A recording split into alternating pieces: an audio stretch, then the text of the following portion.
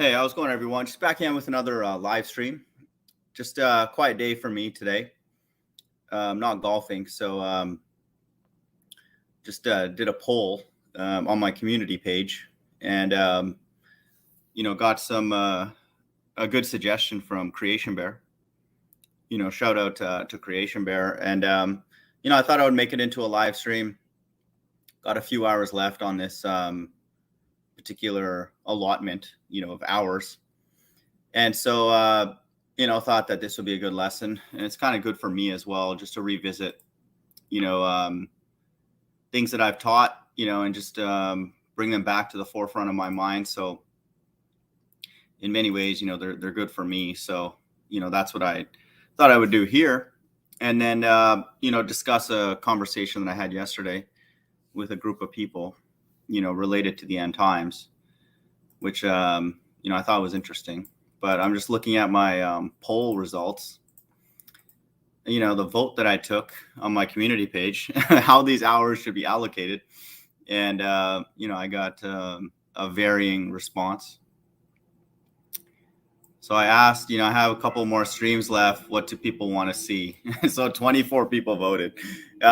So 29% don't stream anymore. We are tired of you. Okay, so I just kind of put these up there because I have an expectation of what people are gonna say. So, Mason B, what's up, man? Good to see you, dude. Hope everything's going well for you. Search a keyword and reading the verses related to that word. Me personally, that's the ones that I like the most, that I find the most fun, because it's I've read those verses before at some point, but it's a bit of like an unknown in that regard for me, because I'm just doing it like off the top of my head. So just from my vantage point, those are the ones that I like the most. Mark of the Beast related got 25%. Yeah, that's sort of what I expected. Calling people retarded, 25%, and golf was 4%. So I voted for golf. So that's my own vote. So I didn't expect that one to get many hits. So in the lead is don't stream anymore. We are tired of you. Okay, and so in the spirit of me not caring what people say, I will stream. Okay. So I will not listen to them. But, Creation Bear left a message that was, inspired me to, revisit some of the videos that I've done in the past. And so, he's like, because I view the book of Revelation, I think everybody does, as like tiles, and it's like a quilt. And then, it's all of God's fabric, all of his DNA.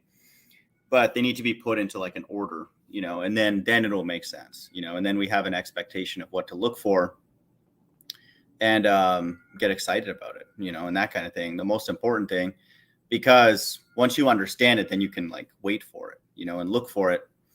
And, we clearly see that happening right now. And so I'll just read, I'm not going to read the entire book of Revelation, of course, but I would recommend, anybody out there to do that. But I'm just going to go chapter by chapter. And then I put the link below of the video where I've summarized, the book of Revelation from a high level. It's only a 15-minute video. And it just shows that the book itself has structure. And it encodes the 6 days of creation and the 1 day of rest in the 22 chapters. So it's 15 minutes and 40 seconds long, that video. I'd highly recommend people watch it. If they don't have the appetite to watch the full hour and a half long one that I made. So, I put that link below. It's called the Book of Revelation, Chapters Placed in Sequential Order. And so that was kind of an exciting time for me, because, that's when the mystery was being revealed, I believe, to me personally, from God, if it comes true. And, those were the early days, those were the pretty much, let me see if it shows the date that this was posted, but it's it would be very near January 1st, 2020. Okay. And so that's when I started really sort of doing really sort of deep diving into it. So it's for some reason YouTube has removed the dates on the videos. I'm not sure why, but that's strange. And so anyway, just know that video was created, shortly after January 1st, 2020, when I believe that I was sort of told the way those tiles are supposed to be understood.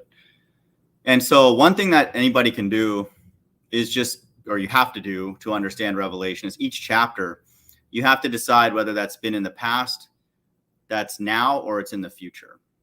And so some could, bleed between now, happening now and in the future, like the mark of the beast, but, or some could take you through the whole span, of it. But you have to decide, has this been fulfilled fully, partially, or in the future? So that's what I'll do here, just to quickly kind of go over each chapter and then just kind of from a high level explain, that this hasn't happened yet and what its significance is and that kind of thing. And then, I refer to that video below where you'll see that the book of Revelation is in 6 chapters of judgments, and then things happening, related to the earth, and then 1 day of rest, which is like, the Revelation 7, 14, and 21. It goes through the sequence and summarizes it. Okay. It's like they're summary chapters. 7, 14, and 21 are not like a seal being loosed or judgment and that kind of thing. It just goes over the sequence again and then summarizes it. So it's like God sort of like taking a step back and then like, this is what he's laboring for. That's why he's doing it. And then it intensifies and up to the kingdom, in the last chapter. So that's the sequence.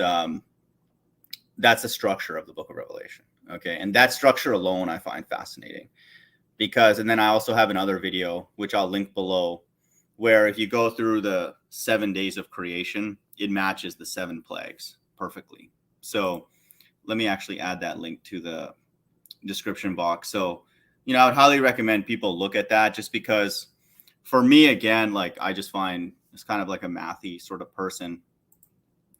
I find that structure, interesting, to understand and appreciate and then, bring out, as one of the many, many affirmations that the book was not constructed randomly, at all. It's done in a way that appears confusing to people, but, it certainly is not, once you understand it, and put the tiles in its place.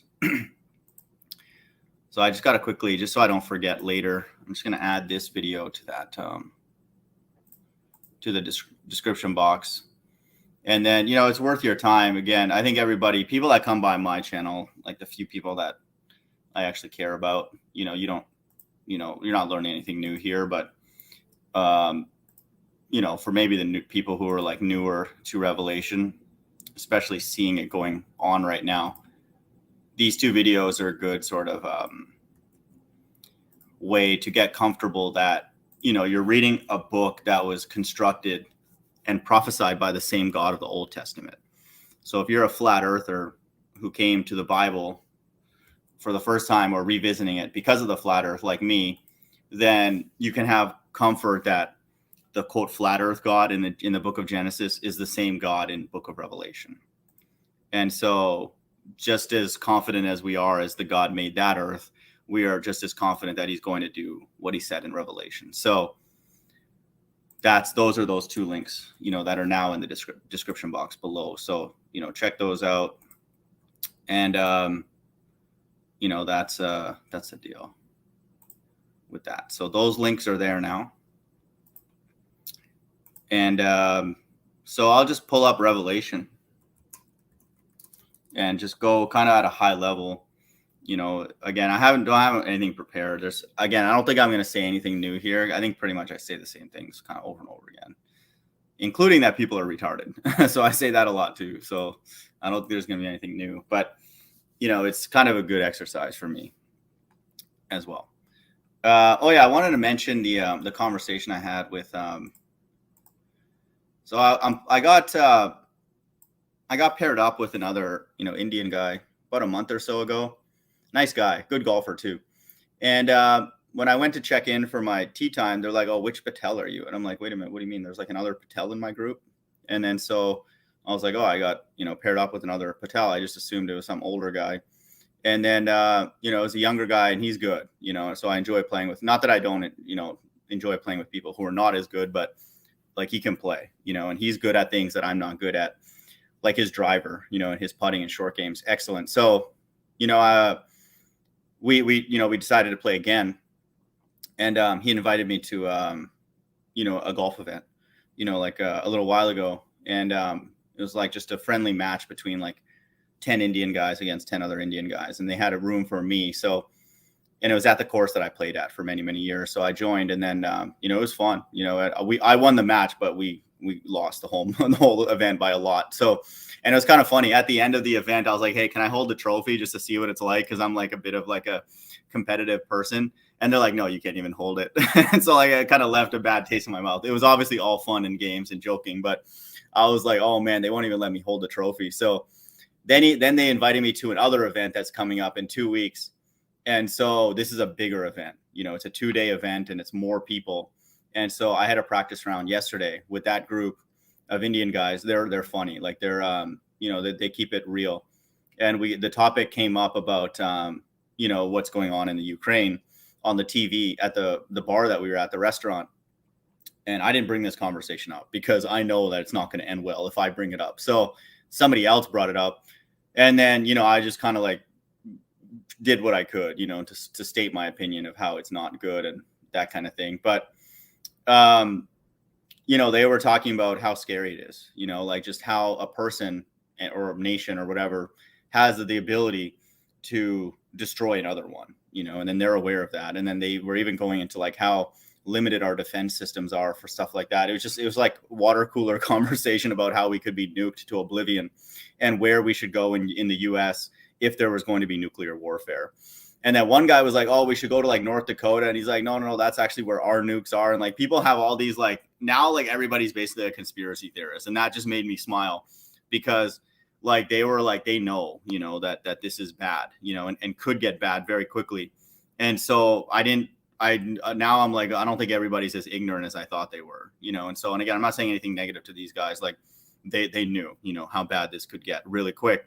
And so it was eye-opening for me that like, okay, people know, like somebody could literally push a button, and we know the people that come by here, it's God, literally push a button, just blow this country up to smithereens. And the guys like we've never had a situation like this where, they talked about wars in the past and invasions and that kind of thing, but they've never had the imminent fear for us now of like being retaliated on a big level. And so that's like humbling, that's what they were saying, and I was like, wow, like that's cool, that they know that, again, that's at least possible. And then the Bible states that that's exactly what's going to happen specifically. Okay. And quickly. Strong is the Lord God that judges her. Okay. And so again, I didn't go into that. Okay. Like I just kind of kept my peace. I'm not going into like end times and stuff like that. Not while we're sitting there, having a beer and eating dinner. No, hell no. Okay. And then like they'll be like, why are you here? Kind of thing. Like they would never want to speak to me again. And I understand that, because it's realized from that conversation, it's not morbid to know about that, which they know about that possibility, but I actually want that to happen, and that's where you cross the line, and then we want that to happen. Me and the few people that come by here who are Bible literalists. Okay. We take the Bible literally in many, many places. And then if you don't, then you can't take the kingdom literally. And so that's the reward potentially, for people who do that. And so, I just played neutral, and I just said, it is scary, and then things don't look good. And one of the guys literally said it would be the end of the world. And that just like in my mind, I was like, my jaw dropped. And he's right. He's absolutely right. You wouldn't even have to nuke all of America to have the end of the world. You could just like have a couple things happen, and then we'll just be like, okay, that's over now. No, America would not bounce back if like even a couple of missiles hit from wherever, much less the whole place, getting burned or whatever. So that's not anything you can bounce back from, needless to say. So that was in a strange way comforting that not all Americans are totally oblivious to what's going on. Okay. And for the few people that come by here, you have to want that. That has to be a quote unquote desire of your heart to see a place called Mystery Babylon burned with fire.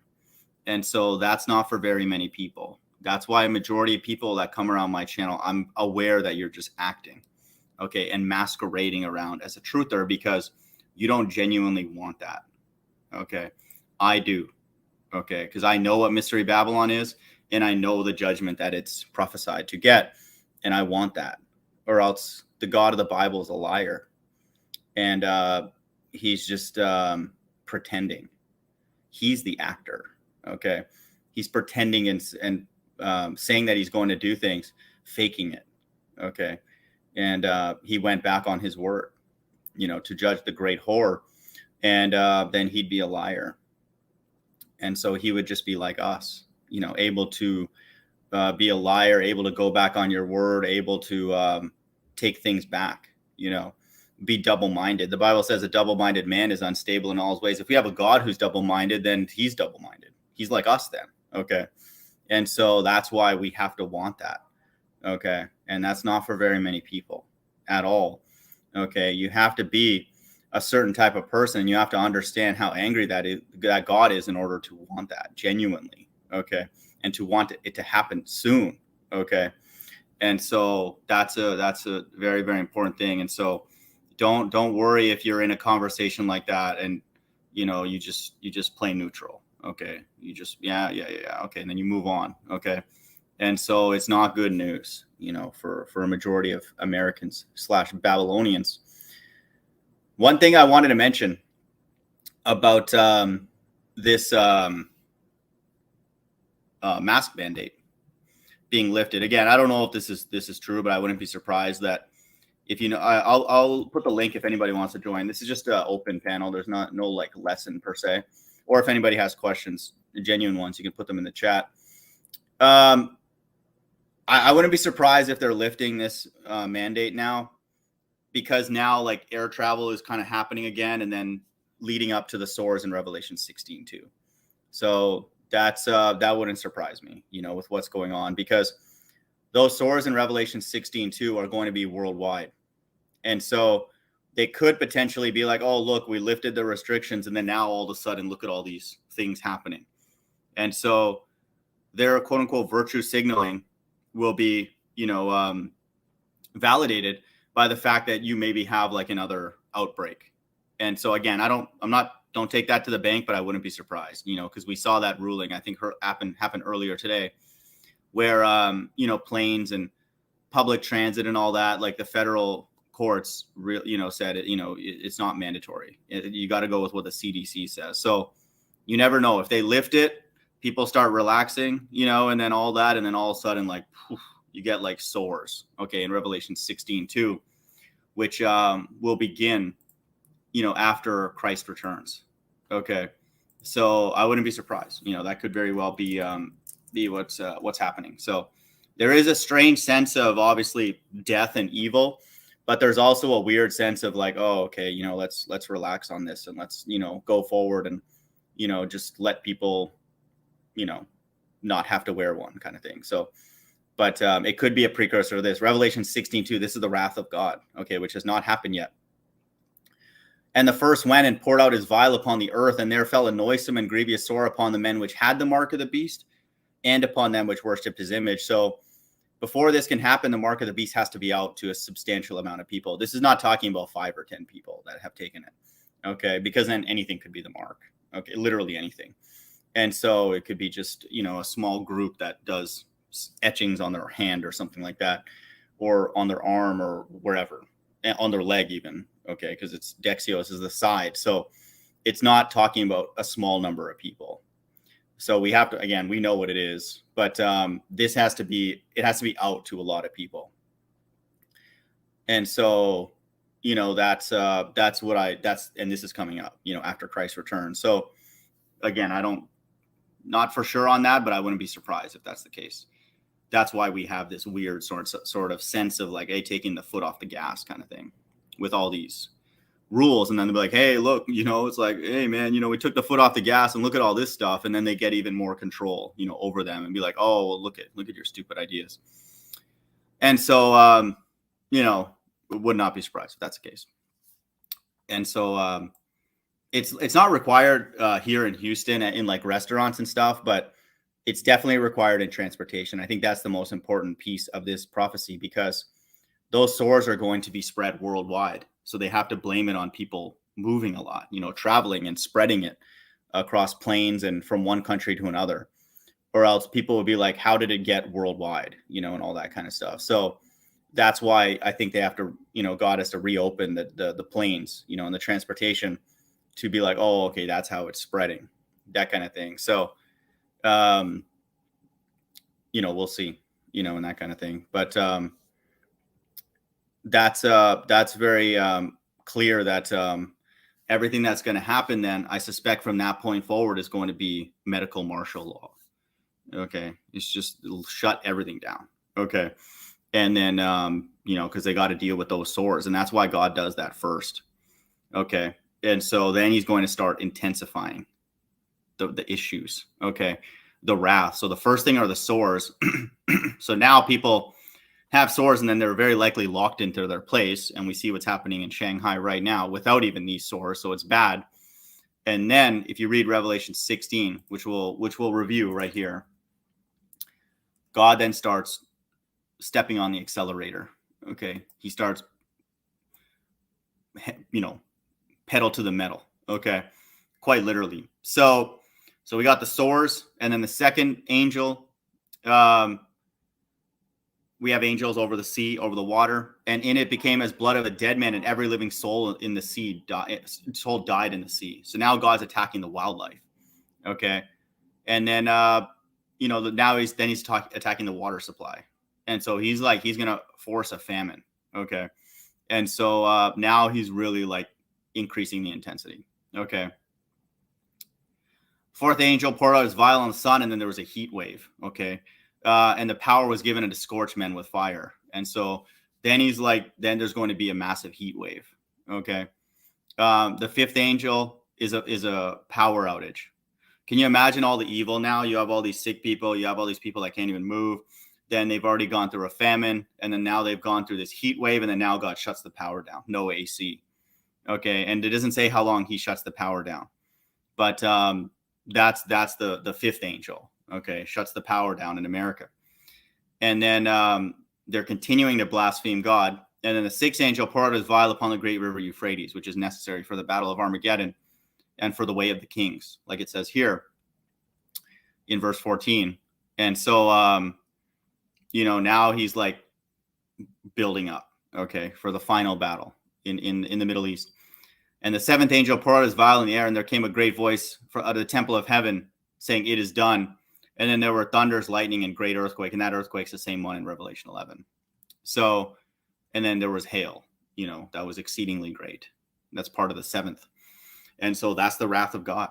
Okay. And so, that's going to be a very, very scary time, if it's not scary right now for a lot of people. So it's not going to get any better.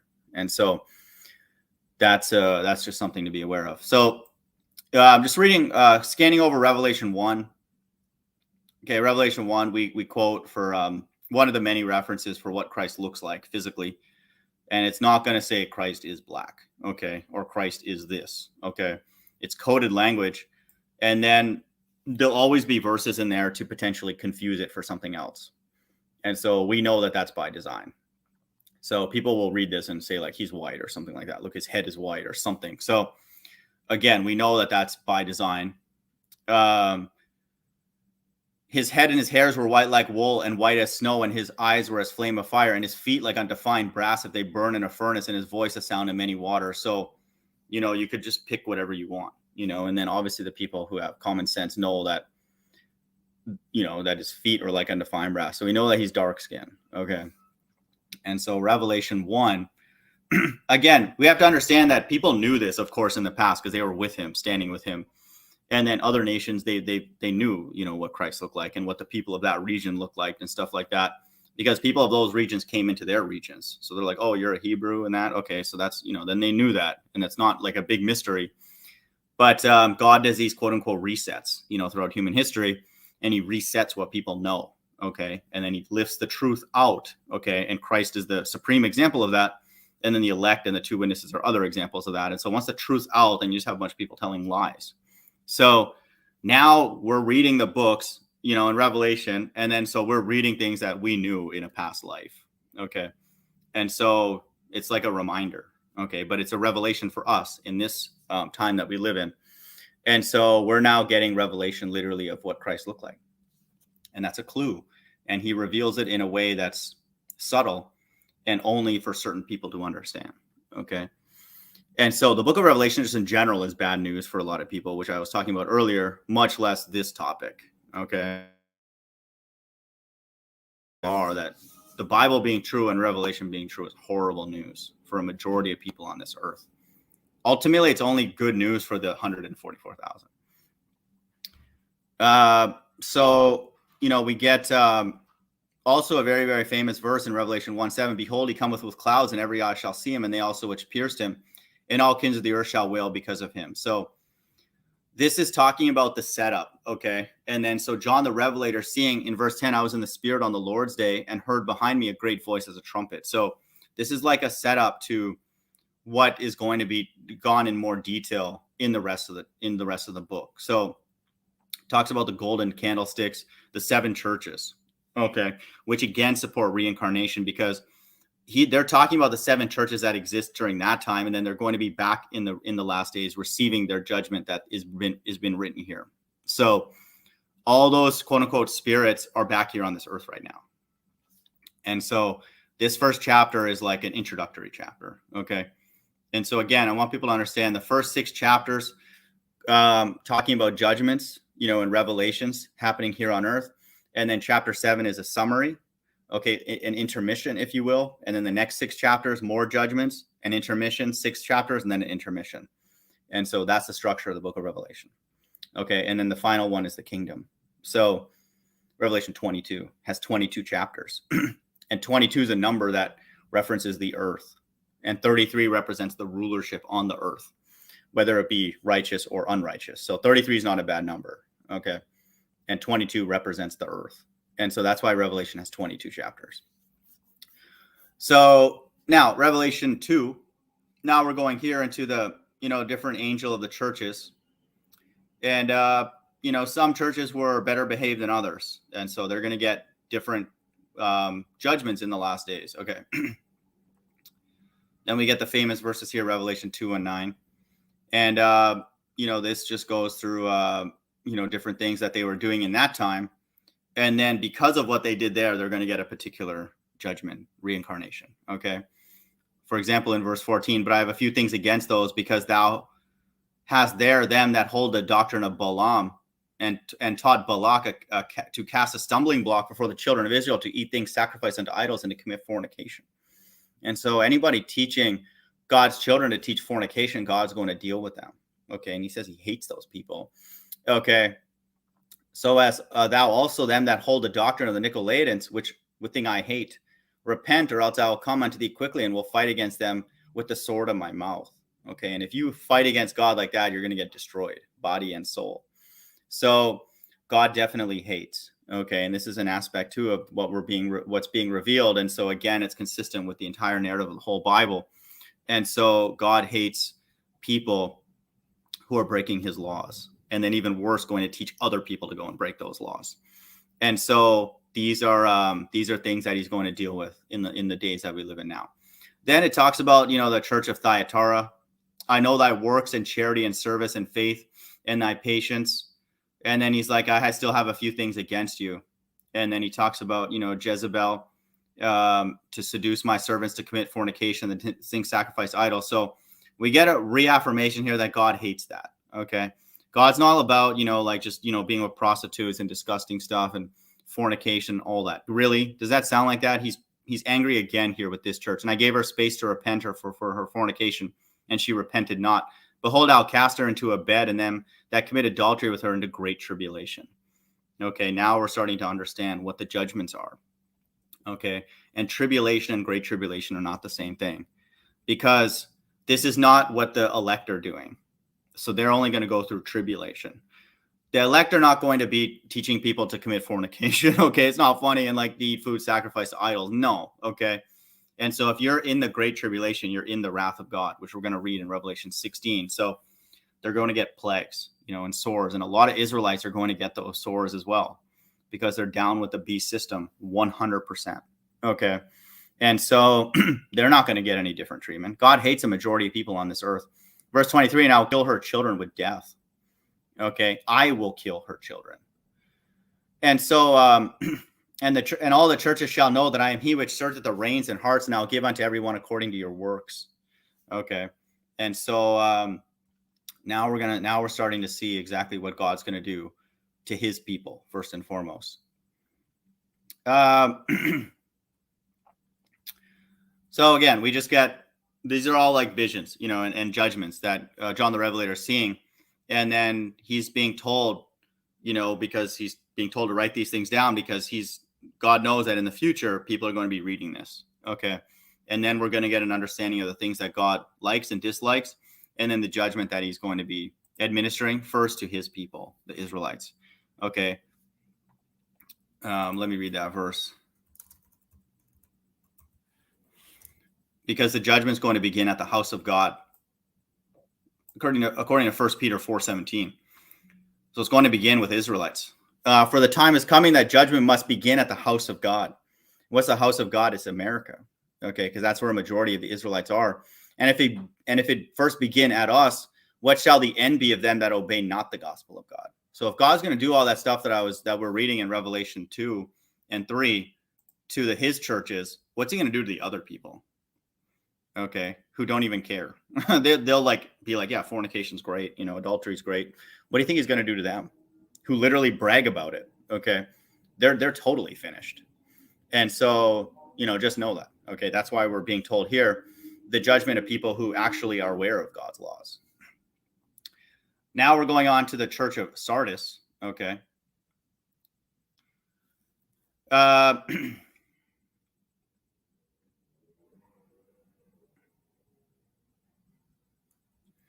Revelation 3:3 talks about Christ returning. Okay, again, the number 33 oftentimes signifies Christ's return. Remember, therefore, how thou hast received and heard, and hold fast and repent. If therefore thou shalt not watch, I will come upon thee as a thief, and thou shalt not know the hour I will come upon thee. So he's like, you should know what time you're in. Okay, don't get comfortable.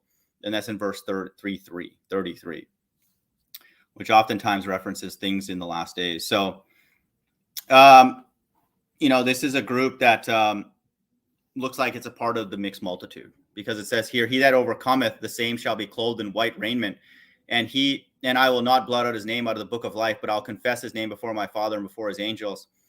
And so this is a group that, has to go through it, but they're going to be in the kingdom. Okay. It says he that overcometh. Now we have God's most prized possession. Okay. The church of Philadelphia. Okay. This is the church of God's elect. These things in verse 7, these things saith he that is holy, he that is true, he that hath the key of David, he that openeth and no man shutteth, and shutteth and no man openeth. I know thy works. Behold, I have set before thee an open door, and no man could shut it, for thou hast little strength, and hast kept my word, and hast not denied my name. Okay. Behold, I'll make them of the synagogue of Satan, which say they are Jews and are not, but do lie. Behold, I'll make them to come and worship before thy feet, and know that I have loved thee. So when Christ returns with this group, the saints, they're going to be beneath their feet. Now they're going to be like, oh, brother Abraham, father Abraham, and all this, that they're going to, like the rich man, all that. That's literal. And this is literal. I'm worshiping God, but it's going to be too late. Okay. And so that it's when it says, I'll make them to come and worship before thy feet. It's beneath them. Okay. Just know that the Bible is not written for very many people. Verse 10, because thou hast kept the word of my patience, I'll also will keep thee from the hour of temptation, which shall come upon all the world to try them that dwell on the earth. So this group is special. They're exempt from the hour of temptation. Okay. Which I believe, it has to be soon. Okay. Revelation 3:11, 3 times 11, again references Christ's second coming. Behold, I come quickly. Hold that fast which thou hast, that no man take thy crown. Okay. Verse 12, he that overcometh will I make a pillar in the temple of my God, and he shall go no more out. So this is a special group. Okay. This is the 144,000. And I'll write upon him the name of my God and the name of the city of my God, which is New Jerusalem, which come down out of heaven from my God, and I'll write upon him my new name. So this is that temple that's coming down. If you read the book of Revelation later, which we'll scan over. And so this is the elect. Okay. The church of Philadelphia. He that hath an ear, let him hear what the Spirit saith unto the churches. And unto the angel of the church of the Laodiceans write, these things saith the Amen, the faithful and true witness, the beginning of the creation of God. I know thy works, thou art neither hot nor cold. I would thou were cold or hot. So then, because thou art lukewarm and neither cold nor hot, I'll spew thee out of my mouth. And so God's not a big fan of these people here in this one. Okay. And, they're going to get judged. Okay. As many as I love, I rebuke and chasten. Be zealous, therefore, and repent. Behold, I stand at the door and knock. And if any man hear my voice and open the door, I'll come into him and will sup with him and he with me. And so, now we're getting a sense of all the judgments, that God's going to be exercising in the last days. So his prized church is the church of Philadelphia, which is the church of the elect. Revelation 4. What do we got here? As I looked, and behold, a door was opened in heaven, and the first voice which I heard was that word of a trumpet talking with me, which had come up hither, and I'll show thee things which must be hereafter. And so now we're going to get more and more specific insights about the judgments. Okay.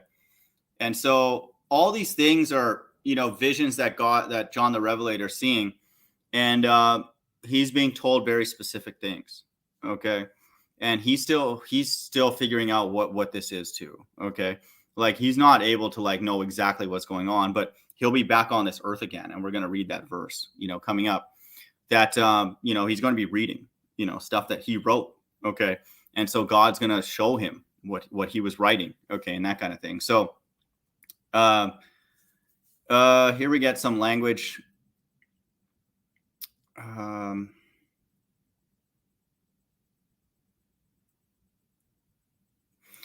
So now John's seeing these UFOs, okay, these visions. Check this out.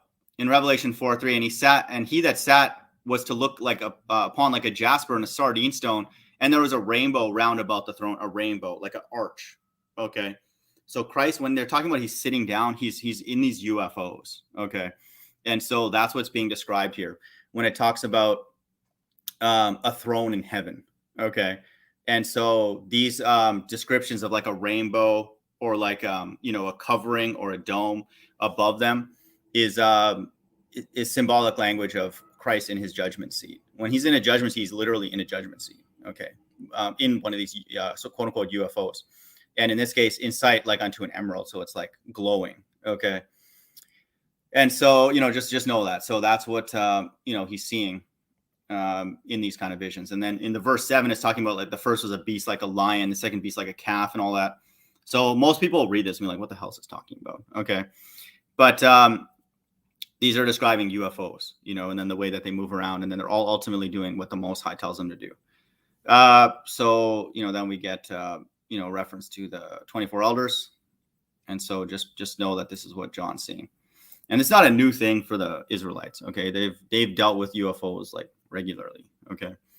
And even other nations would know. Sodom would know for sure. So, that's how they got burned. So it's not a new thing. Again, this is revelation. So it's being revealed to us in the last days.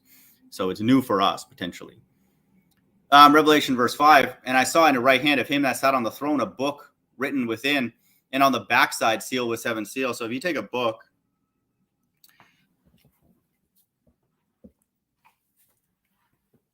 and if you have a book, okay,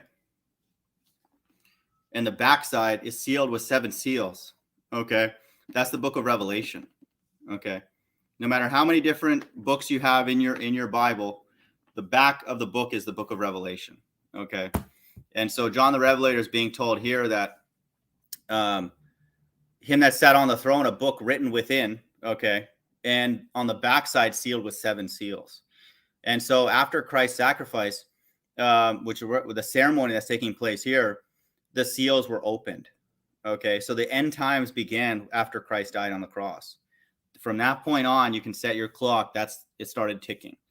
Okay. So we've been in the end times for a long time now.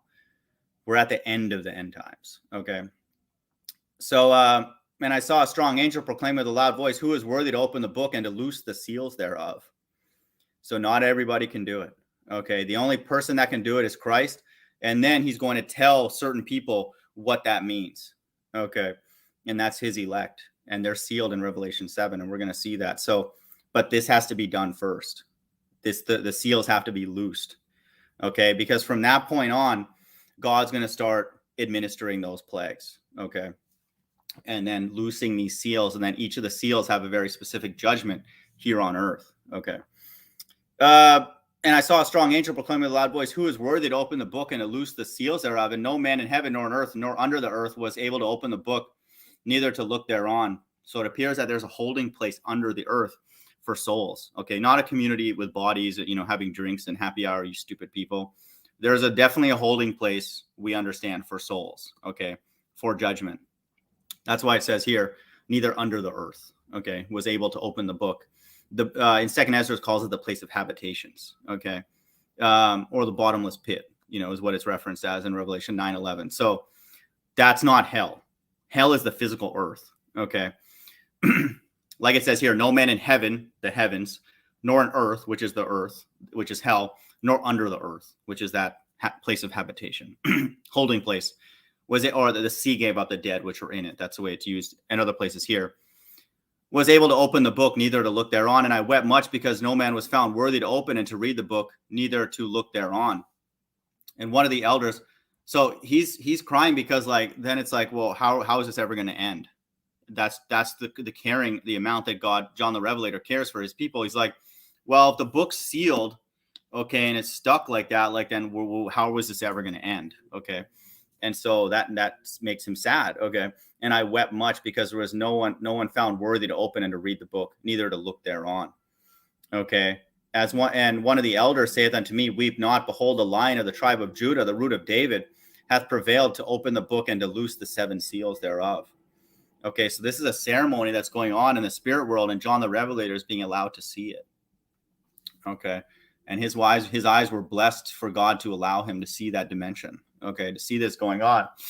Verse 6, and I beheld, and lo, in the midst of the throne and one of the 4 beasts, and in the midst of the elders stood a lamb as it had been slain, having 7 horns and 7 eyes, which are the 7 spirits of God sent forth into all the earth. So he's seeing Christ in his UFO, and he's seeing all the angels around him. Okay, and so which are the 7 spirits of God sent forth into all the earth. And so they're able to move into these UFOs. Okay, and they take care of different parts of the earth. There's angels of the sea, there's angels of different parts, there's angels of the Euphrates, there's angels of different parts of the earth. And he came and took the book out of the right hand of him that sat upon the throne. And when he had taken the book, the 4 beasts and 24 elders sat down before the Lamb, having every one of them harps and golden vials full of odors, which are the prayers of the saints. And they sung a new song, saying, Thou art worthy to take the book and to open the seals thereof, for thou wast slain. Okay, so after Christ was slain, he was taken up into the spirit realm, and he's back at the right hand of the Most High, and has redeemed us to God by the blood out of every kindred and tongue and people and nation, and has made us unto our God kings and priests, and we shall reign on the earth. This is the elect, okay, which will be reigning on the earth with Christ during that 1,000-year millennial reign. And so, that's what's going on right here. And so, I pretty much read all of it, but, you can just finish the rest. There's nothing new here as far as what is happening. And, it's Christ with his angels. Okay. And I beheld and heard the voice of many angels, and around about the throne and the beasts and the elders, and the number of them was 10,000 times 10,000 and thousands of thousands. And so these are the angels that are going to be sent forth to collect God's elect. Okay. And that's in 5:11:55. Okay. And so they're the ones that Christ will be returning with when he takes away his elect. Okay. And so Christ rolls deep, so to speak. Okay. He's got plenty of protection. Okay. And these vehicles are supernatural. They can move in any way that they want. Okay. In and out of this dimension. And what God tells them, they do it. Okay. And no one stops them. Saying with a loud voice, worthy is the Lamb that was slain to receive power and riches and wisdom and strength and honor and glory and blessing. So you can see that Christ is being blessed too. Okay. Christ has his own quote unquote will. Okay. His own function. Just like we all have our own function. I ask the people that come by here, what's your function? What's your role? We know what Christ's role is. We know what the 2 witnesses' role is. We're about to read it specifically. We know what the elect's role is. We're going to read that. We know what the mixed multitude's role is. We'll read that. I just ask people that come by here, what's your role? Okay. Christ has a role here, and his incredible sacrifice gave him power, riches, and wisdom and strength and honor and glory and blessing from the Most High. Okay. Verse 13, and every creature which is in heaven and on the earth and under the earth, and such are in the sea. Okay. That place of habitations, and all that are in them heard, I say, blessing and honor and glory and power be unto him that sitteth upon the throne and upon the Lamb forever and ever.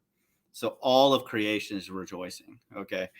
This is the God. Okay. He's very worthy for what he did, going through that incredible sacrifice. Okay.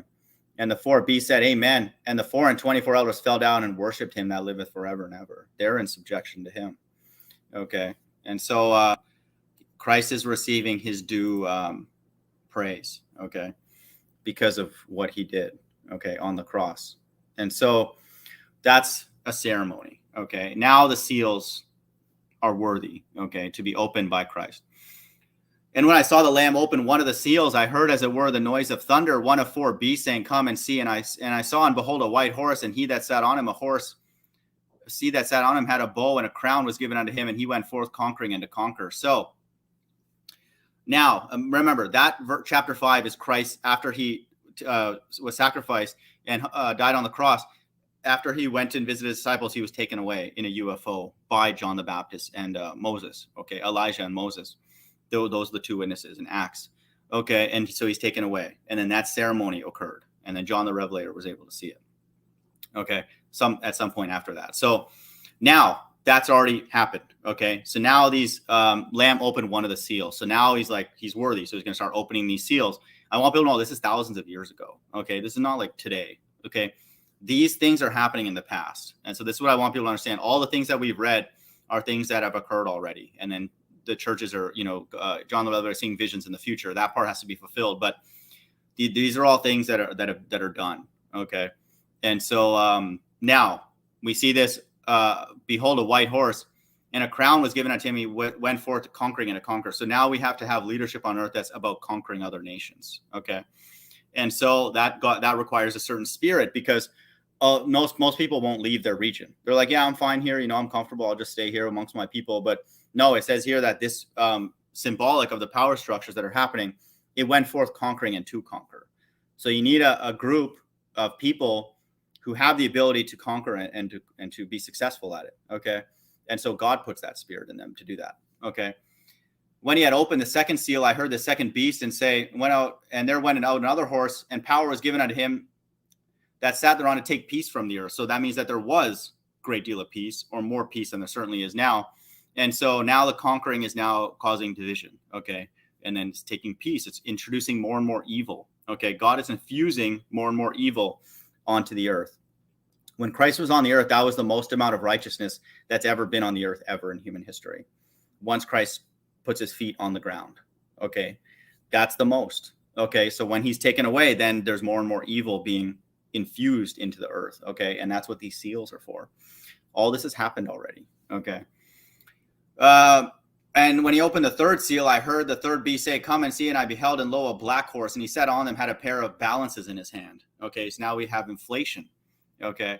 And I heard a voice in the midst of the 4 beasts say, A measure of wheat for a penny, and 3 measures for a barley for a penny, and see thou not hurt the oil and the wine. And so now they're going to now set up these money systems, these fraudulent money systems. And then now now God's going to use that to create famines, and scarcity of resources. Okay. And again, all these things have happened already. Okay. There's no one coming with a horse to conquer and all that. There's already a one world government. Okay. If you haven't figured that out yet, no one's conquering anything. Okay. What's going on right now is God's judgment. Okay. In Ukraine and Russia and everywhere. Okay. America and all that kind of stuff. Okay. Now they're setting their final judgments. Okay. That's what God's doing. But all this was a lead up. Okay. And so just know that. Now we're going to the 4th seal, and I looked and beheld a pale horse, and his name that sat on him was Death, and hell followed with him, and power was given unto them over the 4th part of the earth to kill with a sword, and with hunger, and with death, and with beasts of the earth. So now there's more and more killing. Okay. And it's mass killing. And so the only way you can do that is if you conquer nations. Okay. And that's what happened in the first one. So now you can just see there's more and more sort of bloodthirsty people on the earth. Okay. And leadership, ultimately. The earth is given into the hand of the wicked. So once Christ was taken away, the earth was now given over to wicked people who are conquering and trying to kill and manipulate the money supply. So we see that. And when he opened the fifth seal, I saw under the altar the souls that were slain for the word of God and for the testimony which they held. And they cried with a loud voice, saying, how long, O Lord, holy and true, dost thou not judge and avenge our blood on them that dwell on the earth? And white robes were given unto them, every one of them. And it was said unto them that they should rest for a little season, until their fellow servants also and their brethren that they should be killed as they were be fulfilled. Okay, so these are all the people in the past that have been killed according to these seals, and they're waiting. Okay, they're like, when is this going to end? Okay, they're like, wait a minute, there's another group that has to die. So this is the dead in Christ. Okay, and so they've already gone through those things in the judgments, and they're waiting, in that place of habitation, of rest. Okay. And beheld, when he had opened the sixth seal, and lo, there was a great earthquake, and the sun became black as sackcloth of hair, and the moon became as blood, and the stars of heaven fell to the earth, even as a fig tree casteth her untimely figs when she is shaken by a mighty wind. And the heaven departed as a scroll. Okay, all these like atomic bombs and all that kind of stuff, it literally looks like a scroll. Okay, and so this is letting us know that technology is being developed. Okay, and God's developing it. Okay, and that's even a small taste of what God can actually do. Okay, but the heaven departed as a scroll. If you look at a visual of like a bomb being dropped, whatever the bomb is, okay, nuclear, whatever, it literally looks like a mushroom, like a scroll. Okay, and the heaven departed, so you can't even see the sky anymore.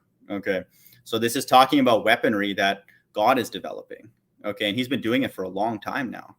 Okay, and the kings of the earth, the great men and the rich men and the chief captains and the mighty men and every bondman and every free man hid themselves in the dens and the rocks. They're like, what is this?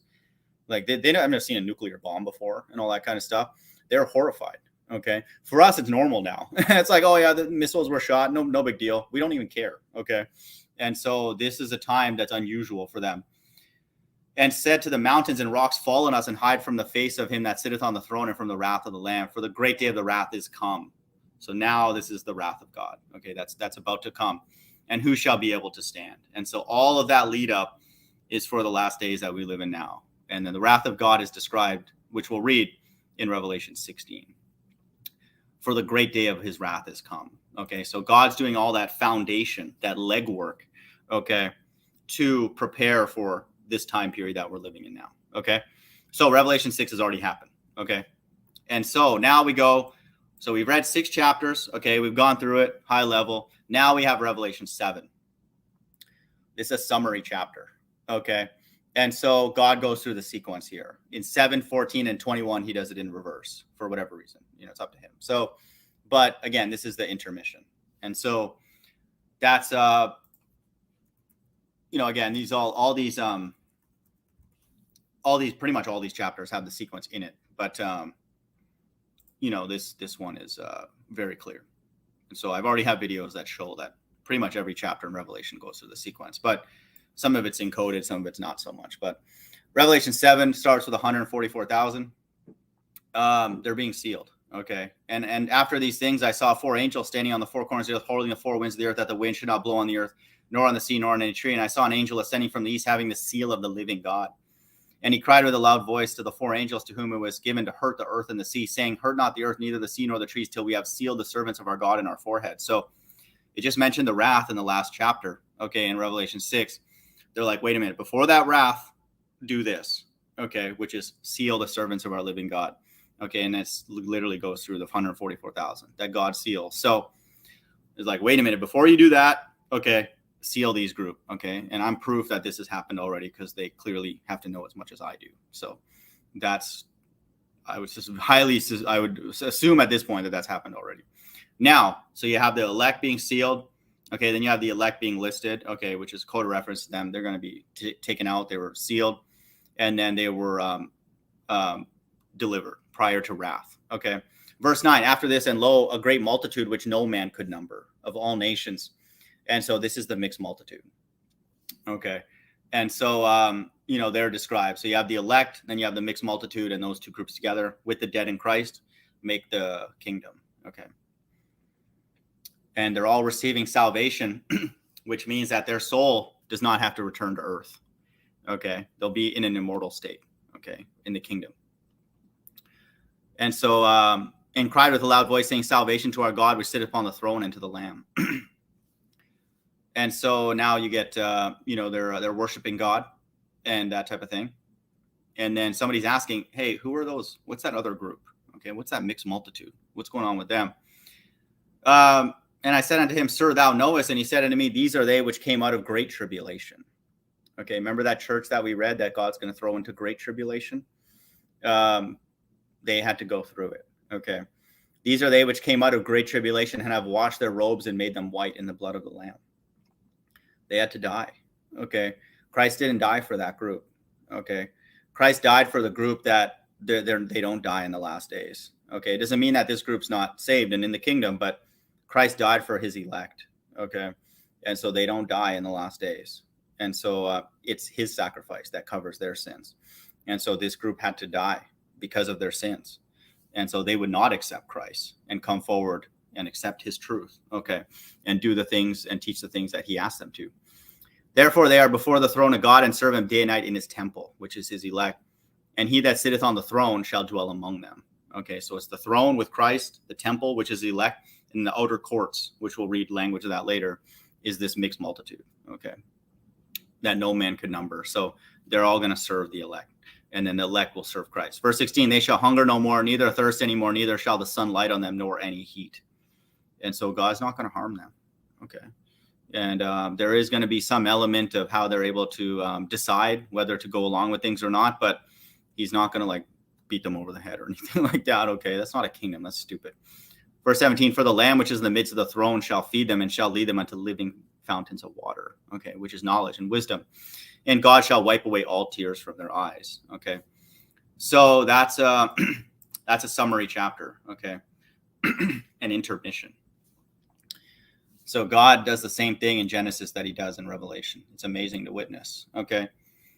Fear the Lord. Good to see you, man. I'll read the chat after. I see, Mason, what's up, man? LOP, good to see you. Orange Gorilla and Rob, good to see you. And IDL, you dummy. You're just bored, man. IDL, you come by here, you're going to know way more about the Bible than you probably want to. But, it doesn't hurt to learn, about Revelation. And as we're seeing it come to pass, Revelation chapter 8. So now we expect another 6 chapters of judgments, okay, that are happening here.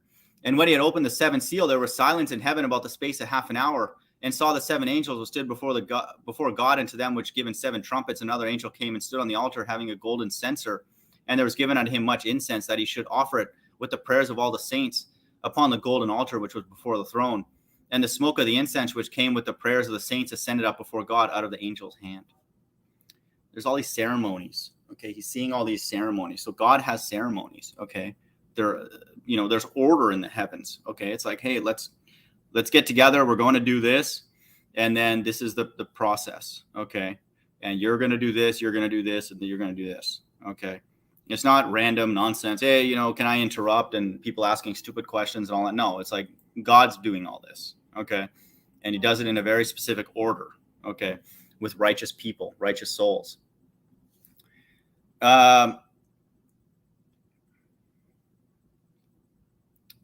And the first angel sounded, and there followed hail and fire mingled with blood, and they were cast upon the earth, and the third part of the trees were burnt up, and all the green grass was burnt up. So now we're seeing, this is a bit of symbolic language, but God's bringing more and more destruction to the earth. Again, the end times began after Christ was taken away. So these are all things that God has been doing over the years. He's been bringing different plagues and stuff over the course of human history. And to me, this language of a third part of the trees is symbolic. Okay, there's not like a third part of the trees like burnt now or anything like that. The Bible does say in the end, all the trees are going to be burned pretty much. So this is like a symbolic language of the third part is like the 33. Okay, the leadership on the earth being unrighteous. Okay, and then Freemasons use the number 33, but a third part is symbolic. Okay, of how God is bringing progressive, more and more evil leadership and rulership on the earth. Okay, and the third part of the trees were burnt up, and all green grass were burnt. And the second angel sound as a great mountain burning with fire was cast into the sea, and the third part of the sea became blood. So all these different things that we see worldwide, were like all the things are happening in the forest and all that kind of stuff being burnt and all that, and then all the different animals getting just wiped to the shores and all that. Okay, this has happened in the past where God is bringing more and more death to the earth. Okay, he's letting us know through this that there's going to be a structure, evil leadership worldwide that's going to be constantly trying to destroy the earth. And the Bible says he's going to destroy them that destroy the earth. And that's these people. Okay. And the third part of the creatures which were in the sea had died, and the third part of the ships were destroyed. Third angel sounded, and there was a great star from heaven burning as a lamp, fell upon the third part of the river. So now he's contaminating the water supply. Okay. And the name of the star is called Wormwood. So all these like names are like specific. So like there be particular angels that have particular jobs over like water bodies. Okay, you do that, you contaminate that, and all that kind of stuff. So, and many men died of the waters because they were made bitter. And so God's literally attacking, the water supply. Okay, and this has all happened in the past. Revelation 8 has happened already. And the fourth angel sounded, and the third part of the sun was smitten, and the third part of the moon, and the third part of the stars. So the third part of them was darkened, and the day shone not for a third part of it, and the night likewise. And I beheld and heard an angel flying through the midst of heaven, saying with a loud voice, Woe, woe, woe to the inhabitants of the earth, by reason of the other voices of the trumpet of the three angels which are yet to sound. That's the key phrase. And so woe, woe, woe has not happened yet. Okay. And so this is all a lead up to the three woes, which we're going to read, beginning of the first one in the next chapter. So God has done all this already. Okay. People read the Bible. They don't have a clue what the hell's going on. Okay. It's important to know. It is funny because it's obvious to us at least. So everything up to verse 12 has happened already in Revelation 8. 13 tells us, it says, woe, woe, woe to the inhabitants of the earth by reason of the other voices of the trumpet of the three angels, which are yet to sound. Okay. So now we go into the three woes. Okay. And it's very distinct and you cannot miss it. Okay. It's plain. Okay. Revelation 9, this has a famous verse, Revelation 9:11. And the fifth angel sounded, and I saw a star fell from heaven unto the earth, and to him was given the key of the bottomless pit. This is that habitation, okay, in the beneath the earth, the holding place, okay. And he opened the bottomless pit, and there rose a smoke out of the pit. So a bottomless pit is symbolic language for the fact that it's spiritual. You can't have a pit that doesn't have a bottom, okay, unless it's a spiritual thing. An actual pit has a bottom, okay, it has a structure. So this is spiritual language for that holding place. Okay. It's not Europe. Okay. Somebody said Europe or something like that. I don't know what the hell people are talking about. Okay. But this is not the physical earth. That's what I want people to distinguish. It's not the earth. Okay. Which is hell. This is this is a holding place of all the souls that God calls up for a particular judgment. Okay. And now he's ready to introduce his one world government. So he's now doing this. Okay. And he opened the bottomless pit, and there arose smoke out of the pit as the smoke of a great furnace, and the sun and the air were darkened by reason of the smoke of the pit. And there came out of the smoke locusts upon the earth, and unto them was given great power, and the scorpions of the earth had power. And it was commanded that they should not hurt the grass of the earth, neither any green thing, neither any tree, but only those men which had not the seal of God in their forehead. And to them it was given that they should not kill them, but as that they should be tormented 5 months, and they're tormented with as a torment of a scorpion when he striketh a man. So this is all the lead up to modern day warfare. Okay. And so now we're getting increased technology, and then all the wars, I would say, would fall into this as well. Okay. The World War I, World War II, whatever you believe they are, staged or scripted or whatever. It's ultimately God's left-hand side, just duking it out, just like what's going on now. So that's what's happening. And so God is using all those wars to build up the weaponry and all the commotion and all that kind of stuff for the final battle, which is going to be in the Middle East. So there's all this more and more evil, okay, and torment. And so God is using symbolic language here to describe modern day warfare. And we'll read that in, the verse 8, okay. And so they're not going to be like, yeah, there's a helicopter or a drone. Okay. They're using symbolic language, and John the Revelator has never seen a helicopter or anything in his life. So that's why they use the language that I'm about to read. And to them it was given that they should not kill, but that they should be tormented 5 months. And their torment was at the torment of a scorpion, and he striketh a man. So all the historical wars, and all that, when you're out in the field, you just die. And like, they're like, where do I go? Like, I don't have a leg. It just got blown off and stuff. And so they want to die. Okay. But they can't die. And so they're basically being tormented. This is God's left-hand side fighting against each other. Okay. Because they're just a bunch of monkeys and monsters. And so this is their judgment. And in those days, men shall seek death and shall not find it, and shall desire to die, and death shall flee for them. They'll be out in the field. They won't have access to like anything that they can do anything. They may have lost a leg or something. They can't even move, but they're still conscious. And so this describing modern day warfare. And the shapes of the locusts were like unto horses prepared unto battle. He's talking about locusts. So if John the Revelator sees, like, if you see a helicopter in the sky and you've never seen one before, what would you describe it? I describe it as like a bug. Okay. It literally looks like a bug in the sky. Okay. With like hair that's spinning around. That's what John the Revelator, if you've never seen a helicopter or knew any of that technology, you'd be like, it's a locust in the sky.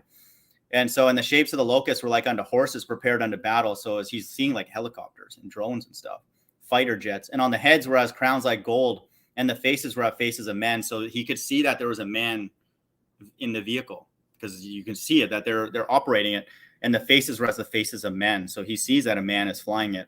And they had hair as the hair of a woman, and their teeth were as the teeth of lions. So the hair of a woman. So on the top of it, it'd have hair like spinning around. Okay, that's a helicopter. Okay, and drone technology. And so that's what John the Revelator is seeing here. And they had breastplates, as it were breastplates of iron, and the sound of their wings as the sound of chariots of many horses running to battle. So he could hear the sound of it. God even played it for him. Okay, the choppers. And so this is a famous verse. And they had a king over them, which is the angel of the bottomless pit, which is God's entire left-hand side, the leader of it, whose name in the Hebrew tongue is Abaddon, but in the Greek tongue hath the name Apollyon. And so God's like, all right, bring all those spirits out now. Okay, let's get it on. Okay. And so they're all now coordinating amongst themselves to prepare for the battle in heaven. Okay. They don't care about other things. Okay. Other countries and all that. They're all on the same team. Okay. They had a king over them, one king. So God has now given them one directive, and that's to prepare to fight against God. Okay. And that's why they're preparing all those weapons and missiles and stuff like that. One woe is past, and behold, there come two more woes thereafter. So that has happened already. Okay. This is the Revelation 9:11 is talking about the 9/11 event. Okay. Where now at that moment, God then used that as a ceremony on earth to release all the souls that are going to be fighting against him, in the last days. And they're all working together. Okay. In the space stuff. You think they're really beef between countries when they're all in the space together? Okay. Like all the astronauts are together and all that. Give me a break.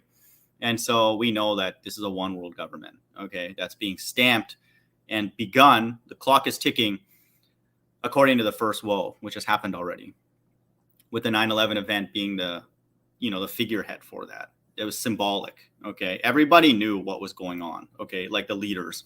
And then God also used the beginning of that to now wake his right-hand side up of the deception, okay? Because a lot of people reference that day as like, or that event as like, that's when I started realizing, things aren't adding up, kind of thing. Okay, so that's the first woe. Okay, and that's happened already. And the sixth angel sounded, and I heard a voice from the four horns of the golden altar, which is before God, saying to the sixth angel, which had the trumpet, loose the four angels which are bound in the great river Euphrates. And the four angels were loose, which are prepared for an hour and a day and a month and a year, for to slay the third part of men. And the number of the army of the horsemen were 200,000. And I heard the number of them. Okay. And so this is talking about now they're like getting ready, okay, for this battle in the Middle East. Okay. That's why it references the great river Euphrates. And so they're preparing this many missiles to shoot against God. Can you imagine that? And the number of the army of the horsemen were 200,000. That's a lot. Okay. And so they're all laboring. All the countries are stockpiling missiles. Okay. And things to shoot in the sky, okay, against God, okay, because they know that Christ is going to return, okay, God's controlling them, okay, because he controls the left and the right-hand side, so they know what they're up against, so to speak. So all the nations are taking all the tax money, and notice how they only spend it on the military, okay, there's like, no, we got to worry about this and all this kind of stuff. It's like no normal country would take that much money and make weapons. Like, for what reason? They all know that the earth is flat, so they're all preparing for God, okay, to try and kill him again. Can you imagine that? And that's outlined clearly in 2nd Ezra, which I quote a lot. 2nd Ezra 13:34 is this group, okay, this group that had a king over them.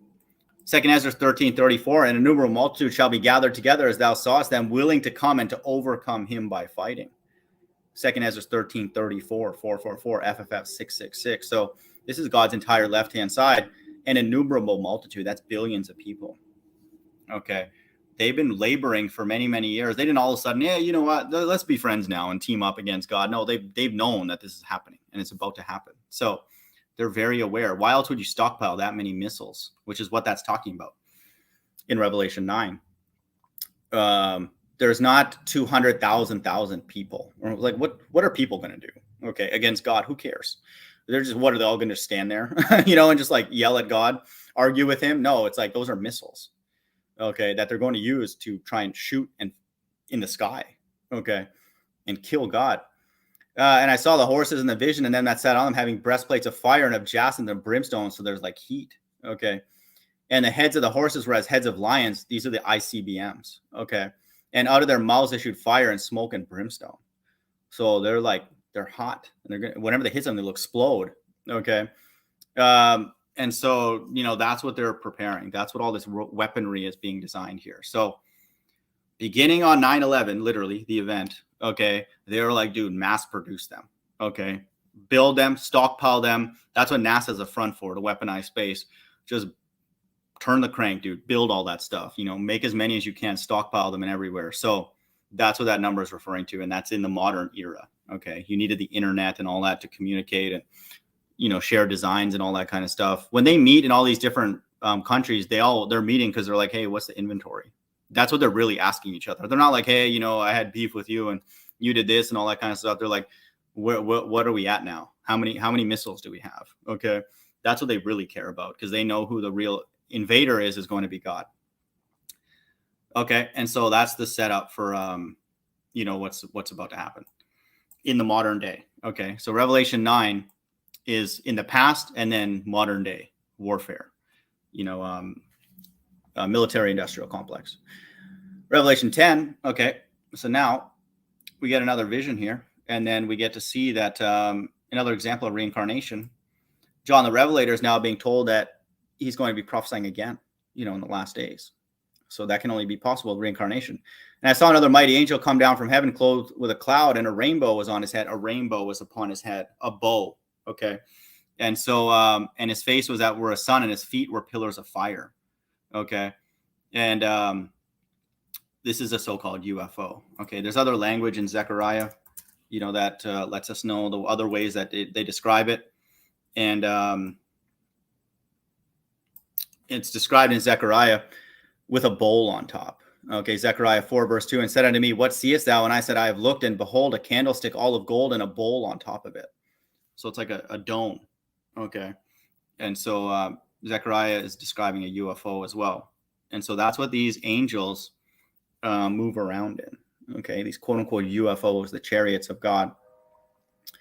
And he had in his hand a little book open, and he set his right foot upon the sea and his left foot on the earth, and cried with a loud voice with a lion, as when a lion roareth, and when he had cried, 7 thunders uttered their voices. Okay, and so this book is the book of Revelation, and John's being told to consume it. Verse 10, and I took the little book out of the angel's hand and ate it up, and in my mouth was sweet as honey, and as soon as I ate it, my belly was bitter. And he said unto me, thou must prophesy again before many peoples and nations and tongues and kings. And so John the Revelator is going to be prophesying again in the last days. It's a bit sort of difficult to understand because of the transfiguration, but there is a possibility that John the Revelator is Moses. Okay. But the reason I didn't push that, or can't say that for certain, is because of the transfiguration, because John was one of the disciples that went up to meet Moses and Elijah. And so it doesn't describe what he said or anything like that. So his spirit could have been, one of the ones that was visiting God with Elijah. But that interaction makes it a bit confusing. So I don't push that, that he's one of the prophets, one of the 2 witnesses, but because of that interaction. But there's nothing in that interaction that says that he can't be, one of the people that were there. And then Elijah was there too, okay, with Jesus. So because I believe 3 of the disciples went up and saw that. So, but he could be prophesying, in his own way, wherever, with anywhere. But there could also be room to understand that that's talking about the 2 witnesses. And it is curious that that's in verse 11. With me, with the numerology, that's strange, not strange, but I doubt it's a coincidence. Okay. So there is a chance, and it takes some depth to understand that John the Revelator is Moses. Okay. And so that's why he's the disciple that was very, very close to God. Okay, because Moses is close to God. And then Elijah is the other one, which is John the Baptist. So when Christ was on the scene, Okay. He wanted to be prepared by Elijah, who's John the Baptist, who led the way. And then his right-hand man was Moses, okay, who's John the Revelator. So that's what it could possibly mean here. And he said unto me, thou must prophesy again before many peoples and nations and tongues and kings, which is what the two witnesses will be doing. So it could be the two witnesses, or it could be in another role, in the last days. So it is, I would say, if I were to guess, not that I want to guess on this, that is Moses, because it goes right into Revelation 11 right after it. So, but I was just going to say that I have that on my original videos. But if somebody were to say, no, that's not possible because of the transfiguration, I'll be like, I respect your opinion. And, I wouldn't push that too hard. Okay. But it's definitely Moses and it's definitely Elijah. There's no confusion about that. Okay. Whether that is John the Revelator is up for, discussion. And ultimately, like, I can't prove it either way. So, and you can't either. Revelation 11. Galapagos, good to see you, man. Galapagos. Okay. I kind of prefer that, pronunciation now that LOP says that. It's kind of funny. Revelation 11.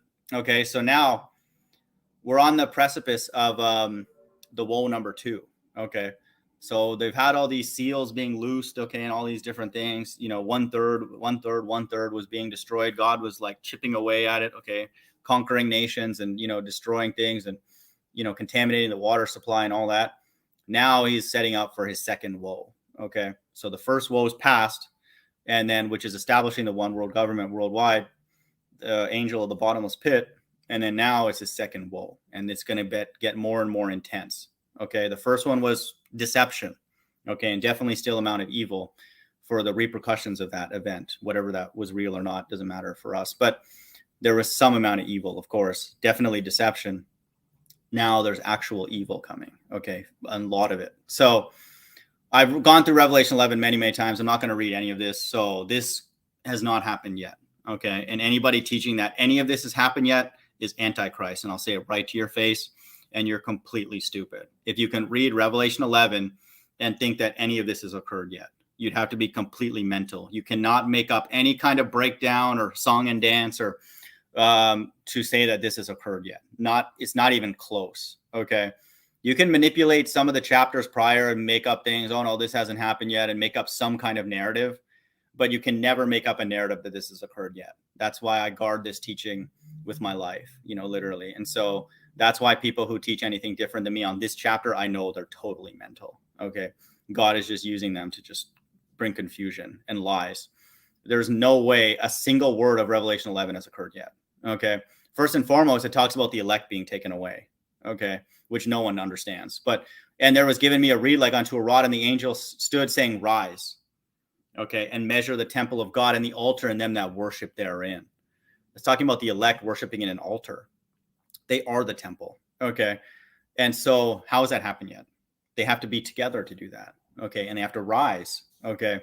But the court, which is without the temple, leave out. Okay. This is the court, the mixed multitude that we read in Revelation 7, and measure it not, for it is given unto the Gentiles, and the holy city shall they tread underfoot. So the elect are taken away, and underneath their feet, which is the earth. Okay. The holy city shall be tread underfoot 40 and 2 months. What's the holy city? That's the elect. Okay. And so it's literally going to be under the feet of the holy city. Okay. Which eventually will come down, which is New Jerusalem. So these verses are literal. Okay. That hasn't happened yet. I don't know how anybody could read Revelation 11 and make some kind of nonsense that that's occurred or something like that, or they're fulfilling it. That's ridiculous. And I'll give power unto my two witnesses. They shall prophesy 1,260 days clothed in sackcloth. So you can wear sackcloth and pretend to be one of these two people. Well, where's your power? And where's your prophesying? And where's your 1,260 days? Okay. These are the two olive trees and the two candlesticks standing before the God of the earth. This is Moses and Elijah. Okay. And if this doesn't happen in the future, then the Bible's not true. Okay. It hasn't happened yet. Because Moses and Elijah are Christ's right and left hand man, so to speak. 2 Kings 3:14, 14 is a righteous number. And Elisha said, as the Lord of hosts liveth, before whom I stand. Surely were it not that I regard the presence of Jehoshaphat, the king of Judah, I would not look toward thee, nor see thee, as the Lord liveth, before whom I stand. Okay. And so you have to be very righteous to be able to say that, yeah, I'm in the presence of Christ. What is it, just gonna be some riffraff, some demon, some liar? No. Okay. These are the two candlesticks. These are two olive trees and two candlesticks standing before the God of the earth. Okay. You have to be a certain make. Okay. You have to be built differently, so to speak. Okay. So people get that teaching out of your mind. Anybody teaching that or thinking that, that's stupid. If any of these words have happened yet, the Bible is not true. None of it. The whole book is garbage. Okay. This hasn't happened yet. Okay. And for people to understand, if somebody doesn't know this, then they don't, then God hasn't told them. This is a secret. Okay. Acts 1:10-11. And while they stood steadfastly toward heaven, as he went up, behold, two men stood by them in white apparel, white for righteousness. Okay. Which also said, ye men of Galilee, why stand ye gazing up into heaven? This same Jesus, which is taken out from you into heaven, shall come in like manner as you've seen him go into heaven. So they have to be back on the earth right now. They have to look up and see Christ in the sky, and then they have to see two men there. Okay. And those two men, I was told, are the two witnesses. Okay. You can speculate a little bit, I guess, who they are, but it's two men. So if you ask somebody, hey, you think you're the two witnesses? Well, do this for me then. And if any man will hurt them, fire proceedeth out of their mouth. So they have to be able to say, you're going to die. Okay. And devour their enemies. And if any man will hurt them, he must in this manner be killed.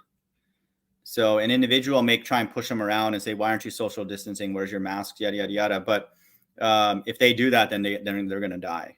And so they have to have tremendous power. Like it reads here, these have power to shut heaven that it rain not in the days of their prophecy, and have power over waters to turn them to blood and to smite the earth with all plagues as often as they will. Is God going to give that power to Flat Earth Boxer and End Times Teacher and Tahar and Ken Hovind and Pastor Anderson and these reprobates, Raphael, these dumbos who don't even know what the bottomless pit is and what the hell's going on? Are you kidding me? No, he's not going to do that. Give me a break.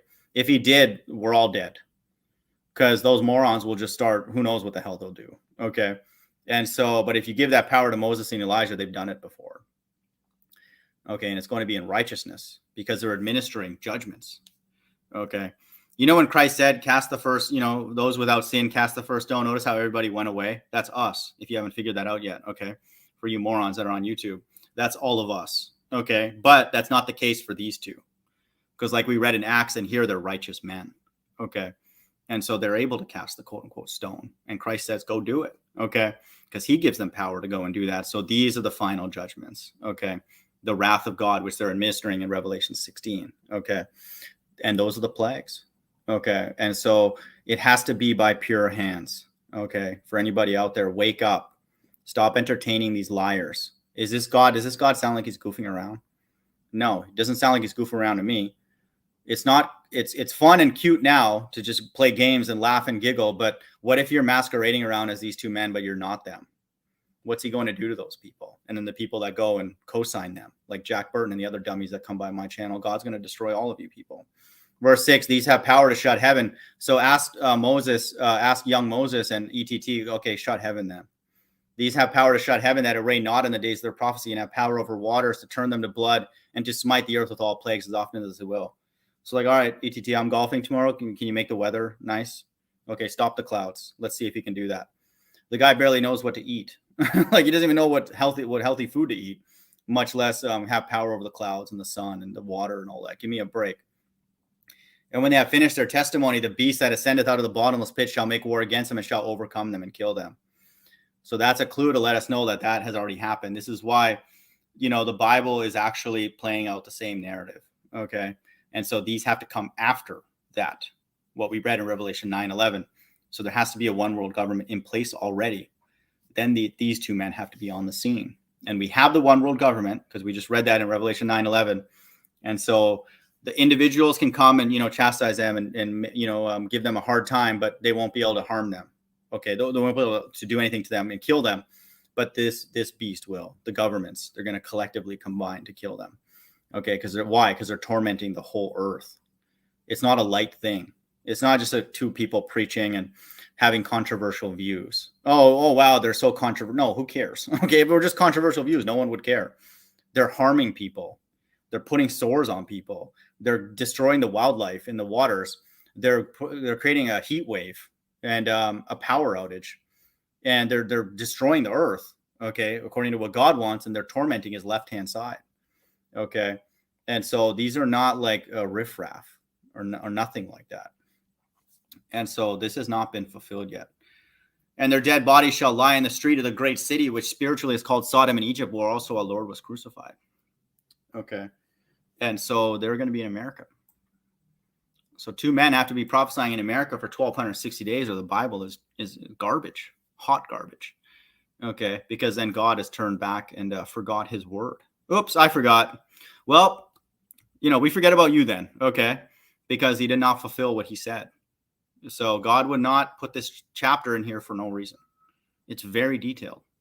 Okay. And it's very specific. It's very obvious who they are. And it's even more obvious who they are not. Okay. And then I was told when I was explaining these tiles that this earthquake in 13 is the same one in Revelation 16. Revelation 11:13, in the same hour, there was a great earthquake. That's the same earthquake in Revelation 16. Okay. And the 10th part of the city fell in the earthquake, were slain, and men 7,000, and the remnant were affrighted and gave glory to the God of heaven. That's a remnant in Arzareth. They're still there right now, honoring God's laws. Okay. The second woe is past, and behold, the third woe come quickly. And so the third woe is not explicitly described, but it's obvious what's implied. Okay. In Revelation 14. So that's the wrath of God. Okay. And so the second woe is not past yet. It's not World War II or whatever the hell stupid people teach. No, that's ridiculous. Are you kidding me? Does any of this sound like World War II? You dumbos. Give me a break. And the seventh angel sounded, and there were great voices in heaven saying, the kingdoms of this world are become the kingdoms of our Lord. This is a translation of kingdoms. Why is this being described here? Why? Because now everybody on the earth has been taken away that God hates. That God loves. And everybody on the earth God hates. Okay, except the remnant, which he's going to protect. And so now he's going to return and destroy everybody on the earth who's on his left-hand side. And so this is a translation of kingdoms. Okay. And so that's why that's being described here and not after the wrath of God. Okay. Because the rulership's over now. Okay. Because God's taken out everybody. The elect are out. The mixed multitude is out. And now the 2 witnesses are out. So everybody else except the remnant, which he'll protect. And you can read that in 2 Ezra 13. I've gone through it many times. Now there's just fire. He's just burning everything. Okay. Preparing it for the kingdom. So Revelation 11 has not occurred yet.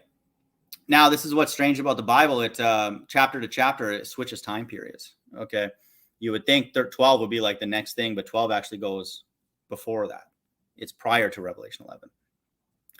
And I've done many lessons on this. I don't want to go through this again, but it's very clear that this Revelation 12 goes through almost the whole narrative. Okay. Right from Christ's sacrifice. And there appeared a great wonder in heaven, a woman clothed with the sun and the moon under her feet, and upon her head a crown of 12 stars.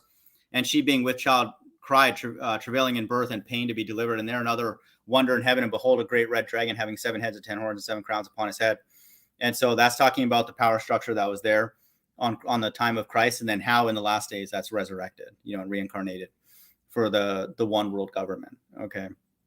Consisting of all the nations. And so we see these things happening in the firmament, which I recommend people watch people like Flat Earth Boxer's videos on that. And then this is symbolic then of Christ being on the scene and then being crucified and then being taken up onto the throne. And she brought forth a man-child who is to rule all nations with a rod of iron. This is Christ. And her child was caught up to God and to his throne. So after he was on the scene, he was killed, and then he was caught up to God on his throne. And then they had the ceremonies that I read earlier.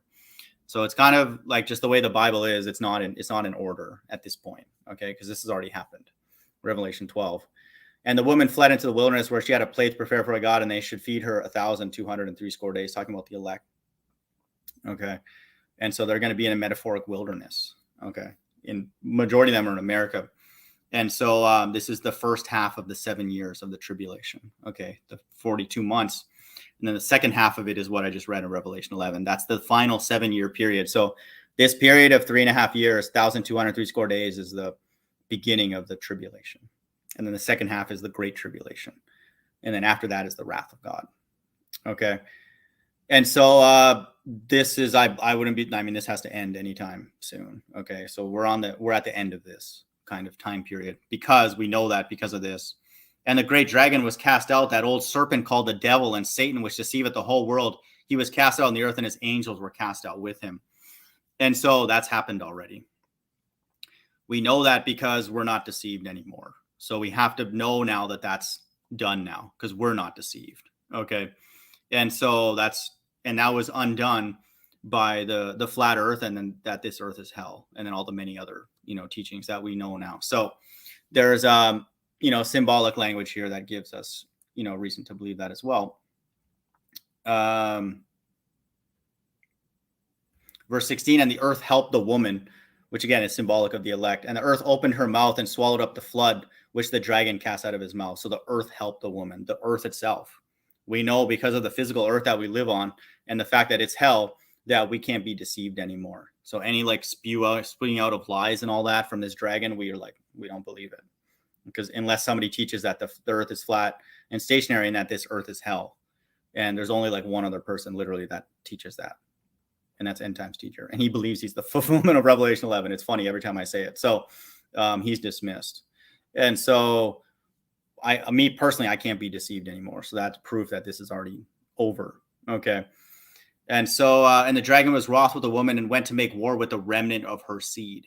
Okay. So all the seeds that the elect have planted worldwide, this dragon now is angry, but he goes after the remnant of her seed. Why doesn't he go after her? Because they're taken away. Okay. At the end of that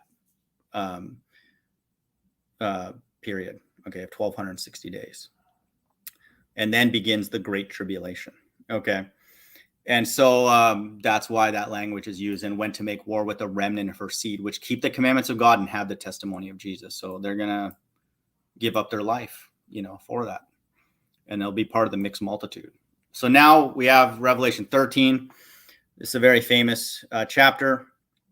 And again, don't need to go into this, but it shows that same structure that was being raised up in Revelation 12 to be a part of the ecosystem that kills Christ is now being raised up again in the last days. It's the same structure. Okay.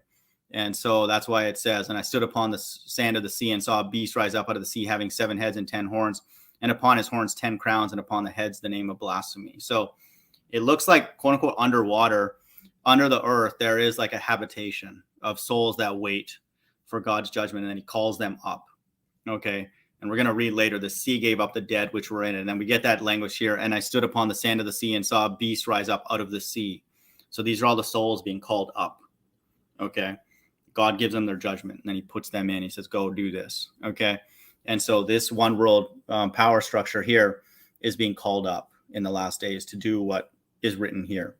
And verse 3, and I saw one of the heads as it were wounded to death after this deadly wound was healed, and all the world wandered after the beast. So this is a one world government, a beast system of billions of souls, okay, that are taken out of this bottomless pit, okay? And so we're in that final judgment for that group, okay, to be tagged, to be, isolated, and identified. And they're not making a decision or anything. They're not deciding. They were already there on God's left-hand side, and God's just showing it to people. Okay. And so visually with swords, and then other things, and then with the mark of the beast. And so they're not making a decision. Okay. They're just actors. So they worshiped the dragon and gave power to the beast, and they worshiped the beast who is like unto the beast, who is able to make war with him. So it's a powerful structure in the last days worldwide. Okay. And then you go down, and then we read the famous verses, number 666, okay, which is the consolidation summary of all the different governments, corporations, school system, medical system, religious system, entertainment system, space system, everything. So it's everything. It's pretty much everything. Okay. So Revelation 13 is, a buildup, and stamped and certified and obvious in the last days. So that's happening in our generation now. Okay. And so, that's, we're living that out, no one would argue that, really, any religious person at this point who's like somewhat into the Bible. So Revelation 13 is happening now. Okay. Literally right now, every day. So I can't mirror enough videos to prove that. And everybody, the people that come by my channel know that. So that's not anything new. So I don't want to not go through it, but I think everybody kind of knows. There's a one world government in place, and that's what it's describing. and it's resurrected from an ancient power structure. Revelation 14. Okay, so now we're on the summary chapter again. So notice we read 6 chapters. 7 was like an intermission, went through the sequence with the elect. Then we had 6 more chapters of different judgments. And then now we have an intermission, Revelation 14. Okay, it goes through the sequence again. And I looked, and lo and behold, a lamb stood on Mount Zion, and with him 144,000, having the Father's name written in their foreheads. Okay, and so they're taken up already. Okay. Yeah, Eric, I'll answer that. We'll deal with that after I'm done this kind of scan. But yeah, I agree with what Fear of the Lord's saying, but I'll go over it again, and we'll read that. Actually, sorry, I can answer that now, just because I went through the verse. I mean, for Eric to not know, that, how do you not know, I guess, Eric, at this point, that there's the mark of the beast? Have you ever read that passage that I can read right now? Revelation 13:15, and he had power to give life unto the image of the beast, that the image of the beast should both speak and cause it as many that would not worship the image of the beast should be killed. And he causeth all, both small and great, rich and poor, free and bond, to receive a mark in their right hand and in their foreheads. And so this is talking about a lot of people. So we're going to read in Revelation 14 what God's going to do to these people.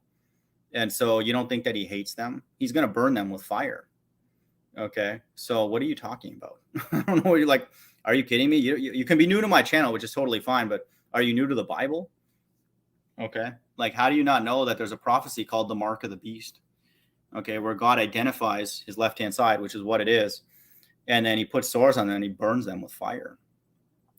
You don't think that God hates those people? Are you kidding me? Are you joking, man? What on earth? Eric Morrison, EM 33. Okay. And so, I mean, how can people play dumb this late in the game? That's wild to me. But they're clearly demonstrating, right? But yeah, exactly. What Fear of the Lord says, correct. Revelation 14. Okay, so now we have the elect being taken away. Okay, and they have the Father's name written in their foreheads. And they sung, as it were, a new song before the throne, before Christ. So they're in the presence of Christ, and before the 4 beasts and the elders. And so they're up in the spirit realm, okay, in the altar, and them that worship therein.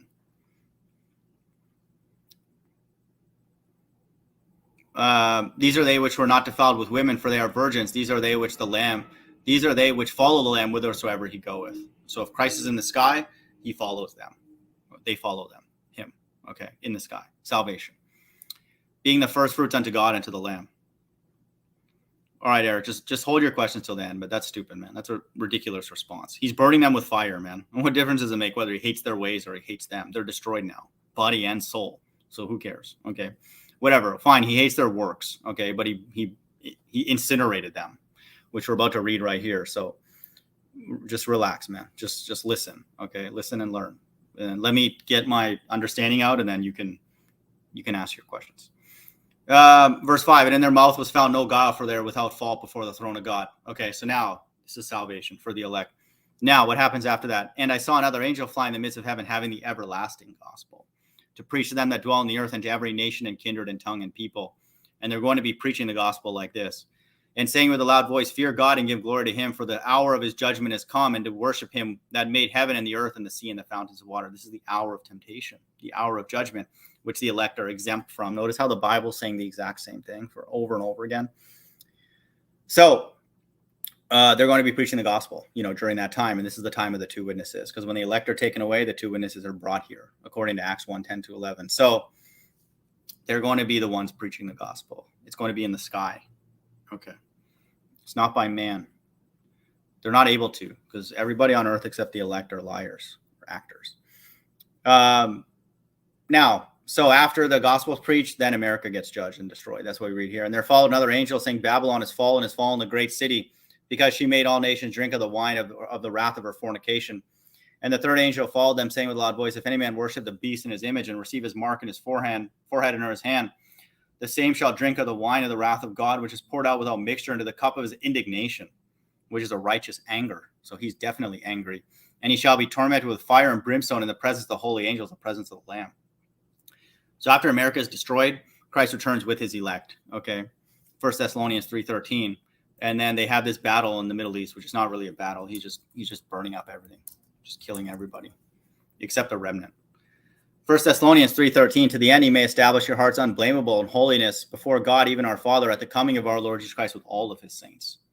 And so that's what's being described here in Revelation 14. And he shall be tormented with fire and brimstone in the presence of the holy angels, in the presence of the Lamb. Okay. And verse 12, here is the patience of the saints. Here are they that keep the commandments of God and the faith of Jesus. That's referencing, he's going to be with the saints. And I looked, and behold, a white cloud, and upon the cloud one sat like unto a son of man, having on his head a golden crown, a bow, an arch, okay, above his head. He's in a special UFO, okay, and in his hand a sharp sickle. And another angel came out of the temple, saying with a loud voice to him that sat on the cloud, thrust in thy sickle and reap, for the time is come for thee to reap, for the harvest of the earth is ripe. The angel came out of the temple. This proves that he's with his elect, because that temple is the elect. Okay, that's why the reference in verse 12. Verse 16, and he sat on the cloud, thrust in the sickle on the earth, and the earth was reaped. And another angel came out of the temple, okay, the elect, which is in heaven, he also having a sharp sickle. And another angel came up from the altar. Notice how it says altar now, and them that worship therein, okay, which had power over fire, and cried out with a loud cry to him that had the sharp sickle, saying, thrust in thy sharp sickle and gather the clusters of the vine of the earth, for her grapes are fully ripe. And the angel thrust in the sickle in the earth and gathered the vine of the earth and cast into the great winepress of the wrath of God. Okay, so this is God just killing everybody in the Middle East, beginning in the Middle East. And there's just blood everywhere, according to verse 20. So I don't know how anybody could read that and think God doesn't hate. Are you kidding me? Give me a break. And the winepress was trodden without the city, and blood came out of the winepress, even to the horse's bridle, by the space of 1,600 furlongs. There's blood everywhere, which is a massacre. So that's that. Okay, so now this is why it's again, you have to understand the tiles. Okay, the tapestry, the quilt that God's weaving here. Revelation 15 switches time periods. Okay, so 14 was a summary chapter. Okay, and so now Revelation 15 goes back in time, and it says, and I saw another angel in heaven, great and marvelous, 7 angels having the 7 last plagues. Okay, and then we read at the end of this chapter, actually it says right here, for in them is filled up the wrath of God. Okay, so in Revelation 15, it's now letting us know that this is a preparation for the wrath of God. Okay, and then that wrath is described in Revelation 16 as plagues. Okay, and I read those. So, this is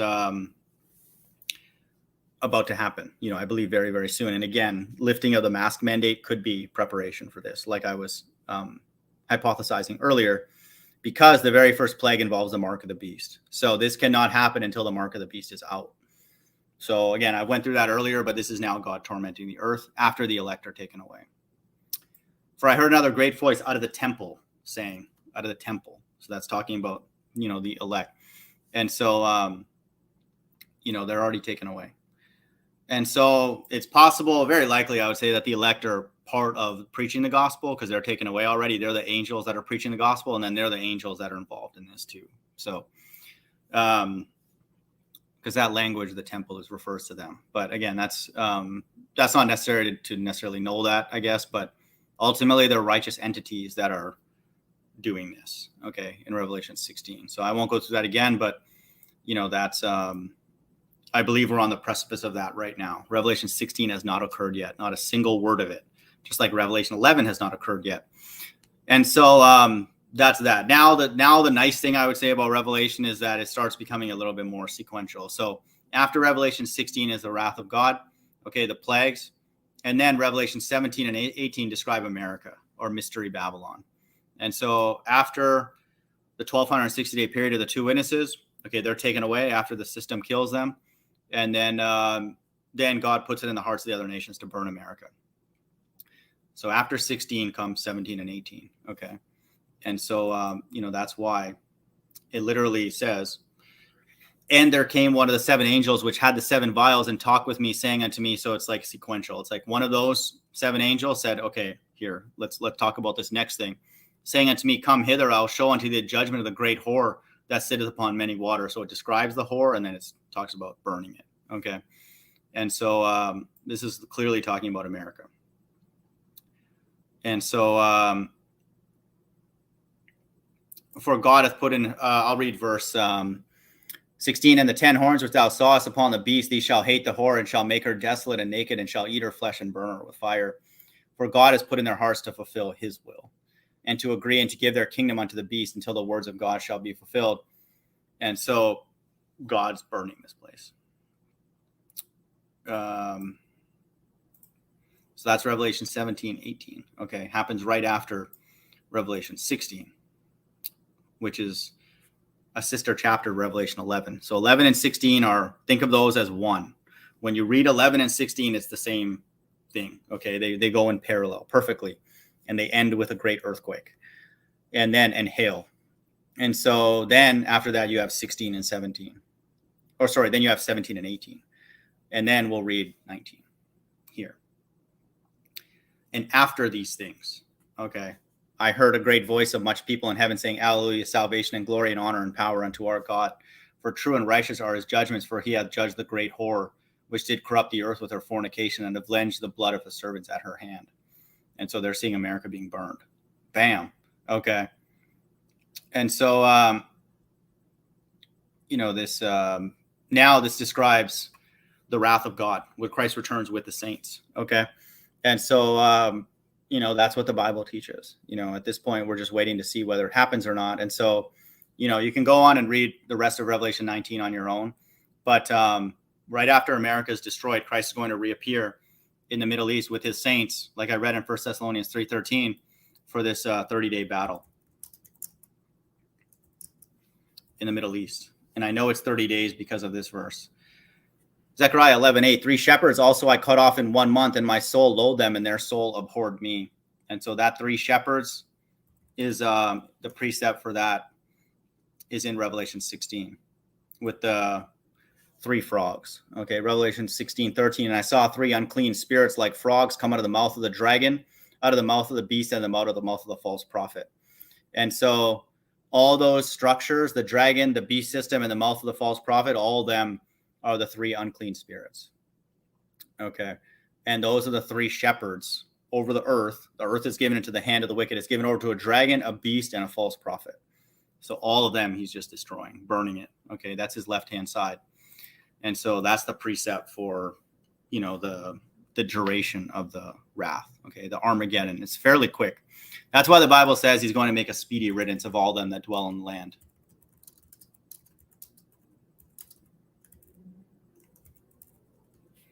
In Zephaniah 1:18. It's pretty quick, so, and thank goodness, because who cares? Just get rid of them. There's a bunch of liars and actors and dummies. Zephaniah 1:18, neither their silver nor their gold shall be able to deliver them in the day of the Lord's wrath, but the whole land shall be devoured by the fire of his jealousy. For he shall make even a speedy riddance of all them that dwell in the land. That's the 30-day period in the book of Daniel. Talks about 1335. Okay, 1290 and 1335. So you got 1260 with the 2 witnesses. You got 30, what I just read.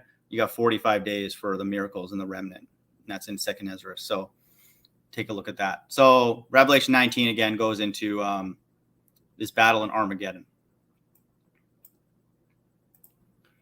So now we go into Revelation 20. Okay. And it talks again about this battle in the Middle East, talking about being cast in the lake of fire. And so this is a good chapter because it shows like that all the souls are being judged. Okay, if you read at the end of Revelation 20, and I saw the dead, small and great, stand before God, and the books were open, and another book were open, which is the book of life, and the dead were judged according unto the things which are written in the books, so all their evil works, according to their works. And the sea gave up the dead which are in it. That's that habitation that we talk about, the bottomless pit. And in 2nd Ezra 7, Revelation 9, and all the like the place of rest that people talk about in the Bible after you're out of the body. The sea gave up the dead which are in it, and death and hell delivered up the dead which are in them. So the sea gave up the dead has to be a different place than death and hell. Death is the body, and hell is the earth. Okay, delivered up the dead which were in them, and they were judged every man according to works. And death and hell were cast into a lake of fire. Okay, so the fire in the last days is going to be the second death. Okay, and that's permanent, body and soul. So Death is the body, all of God's left-hand side. Hell is the earth, and then they're going to be cast into fire. Okay, either the fire from the other nations burning America, or the fire of in the Middle East, the final battle. So God's going to then energize the entire earth with his left-hand side, and he's going to judge all of them. Okay, and then they're all poof, disappeared. Okay, they all are destroyed, according to Matthew 10:28.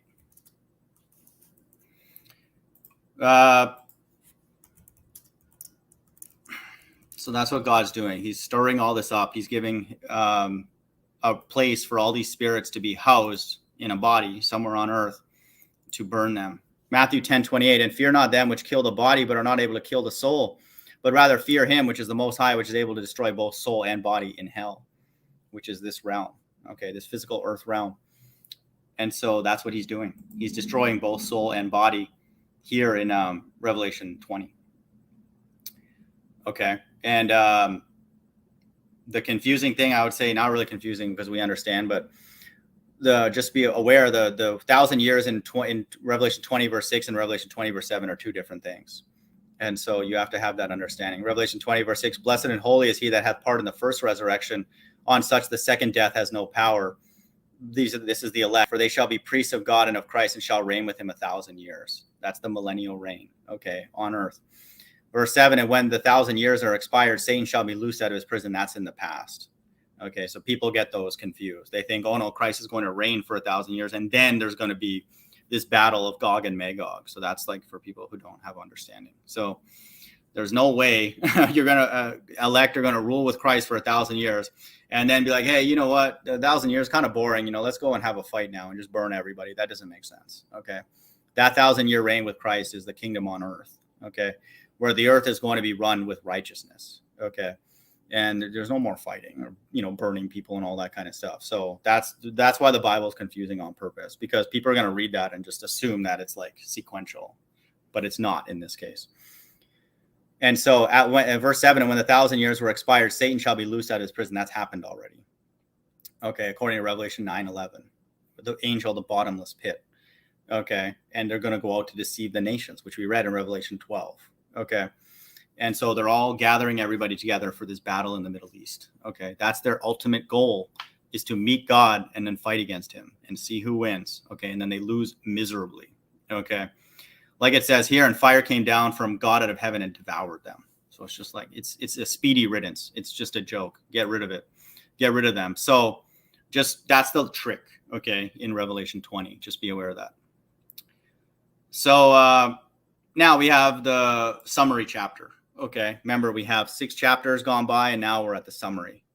6, 7 summary, 6 more, 14 is the summary, 6 more, 21 is the summary. In this case, it goes in the reverse order. I don't know why that happens, but you know, God's allowed to do whatever he wants, but it's the same sequence. It just starts with the kingdom. So verse 21, and I saw a new heaven and a new earth, for the new first heaven and first earth were passed away, and there was no more sea.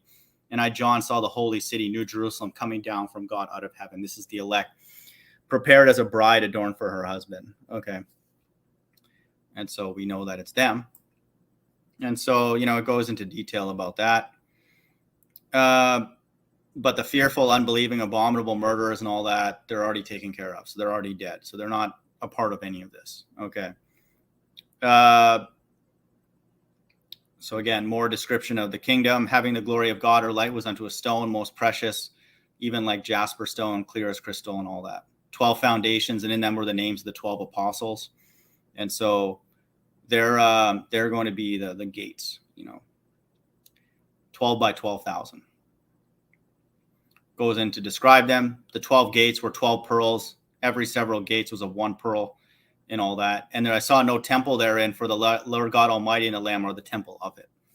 And so God's Spirit is now dwelling amongst man. Okay. And it's represented in his elect. Okay. Who are the temple. And then now we go to the city, no need for a sun. The nations, them which are saved, walk in the light of the kings of the earth, do bring their glory unto it. And the gates of it shall not be shut at all, and there shall be no night there.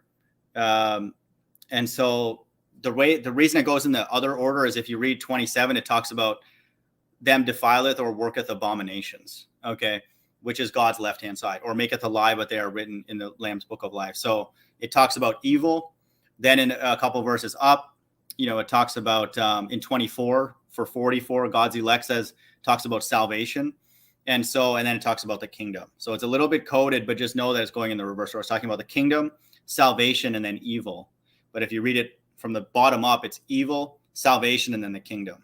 In the other ones, it said salvation, and then it would talk about plagues or the wrath, and then it would talk about a battle, and then it would talk about the kingdom. And I'm talking about Revelation 7 and 14. So for whatever reason, God wanted to do it in a reverse order here in Revelation 21. So, but it's this is the summary chapter. Okay, so that's that. And then Revelation 22 is goes into the kingdom, even more detail. So I've done many lessons on that. So that's a book of Revelation. Okay, and that's it. So I made a video earlier, a bit tongue in cheek, but kind of serious. Like Revelation is an IQ test. Okay. The few people that come by here, they'll pass. Okay. You need to know certain concepts, and then you need to know, the 1,000 years are different, in that one chapter, and you need to know a few things, and then it'll make sense, and then again, I referenced that video below. It's the same God, in Revelation as the God in Genesis. So watch that video first, just to get confirmation that it's the same God who's wrapping the story up. And then, those structure, the 666 and 777, God has a beautiful symmetry. Okay. When he produces his works. Okay. And, he deals with 12 by 12,000. He likes certain numbers. He likes 14. He likes 17. He likes 12 for his disciples. He likes certain numbers. Okay. He doesn't like 666 and that kind of thing. So all these structures and patterns are ways to know this God. Okay. And hopefully my channel has made that at least a bit more obvious, that's the case. So, that's amazing, to me. Just every time I go through it, either now or just on my own, like you'll see more and more structure, even though the world, we don't see any structure, we just see chaos. But when you go to God's word, you see structure, and you see a very, very righteous God who has things in order, and he's desiring for that order to be here on earth. Okay. May your will be done on earth as it is in heaven. Okay.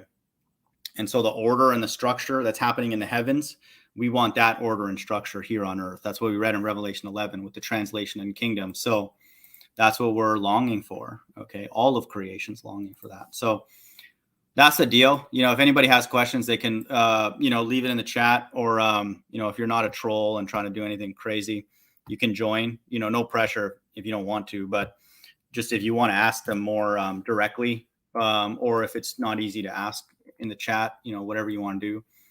But I'll just scan the chat, and then, I'll leave it at that. Let's see what my poll is up to now. Let's see what other people have said.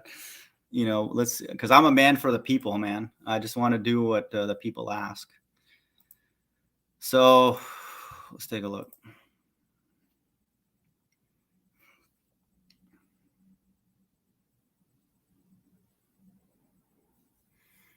Okay. 28 votes. Okay. Calling people retarded is now 29%. And don't stream anymore is 29%. Searching a keyword. Okay. It's pretty much the same. So, it is what it is. Didn't call anybody retarded, I don't think, today. So I did pretty good.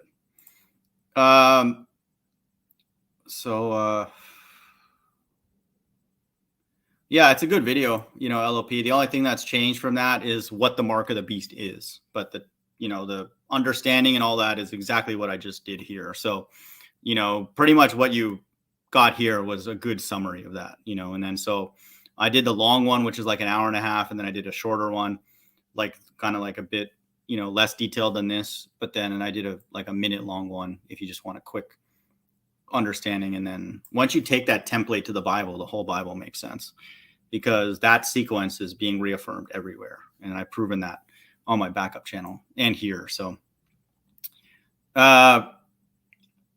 Yeah, Orange OG 33, 100% easing of restrictions is a total bluff. I totally agree.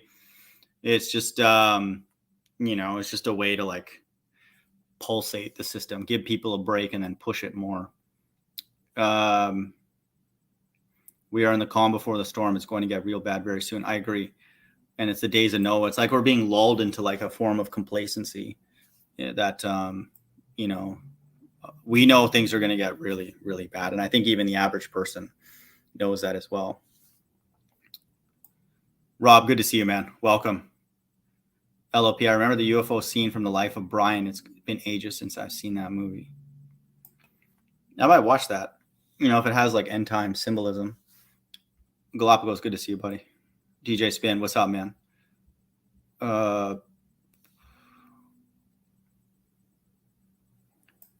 He even commands us to love our neighbor. Yeah, I would just watch the stream that I did earlier on that. I think I talked about that. The Bible is written for the Israelites, okay, interacting with other Israelites. And so, yes, their neighbor, their literal neighbor, they're supposed to love their neighbor, which are other Israelites, because they keep God's laws, at least to some degree. And if Israelites are around other non-Israelites, they have to serve them, okay? Because imagine the Israelites are the law, okay, in practice, and Christ is the supreme example. So if you have the law, you can't put lawless people above the law. Then the world will be lawless, which is what we have now. So if you're a person of the law, the Israelites, you have to put lawless people beneath you, which is what everything that we just read. They have to serve you and report to you. And so they have to be your quote unquote slave or your servant. And so if they refuse to do that, then you have to leave. You have to do this. Bye. Okay. Which is the group that we read in 2nd Ezra. The multitude that gathered together in peace. Okay. They left their captivity because their leaders will, quote unquote, leaders will not allow them to keep God's statutes. So they left, deuces. Okay. So the true Israelites, the real ones, not the ones that acquiesce and go along with the beast system, but they ask for separation from their neighbor if they're not an Israelite and they're not about the law and strictly. Okay. So there's no notion of quote unquote loving them. You avoid them, get away from them. We're asking to be taken to another dimension. Okay. That's how far away we want to be away from these people. So that's the true spirit of the Israelites. So don't get that confused when the Bible is written for the Israelites talking amongst other Israelites. Okay. It's not meant for Christians or definitely not atheists. Okay. Or everyday average Babylonian. The Bible is not written for them. They won't understand it. What I just went through is like basic for us. And I don't say that to be rude to God, but it's plain language for us. For other people, they'll be like IDL will be like, you just read out of a comic book. Okay. That's not a comic book, this book for us. Okay. So the book's not meant for those people.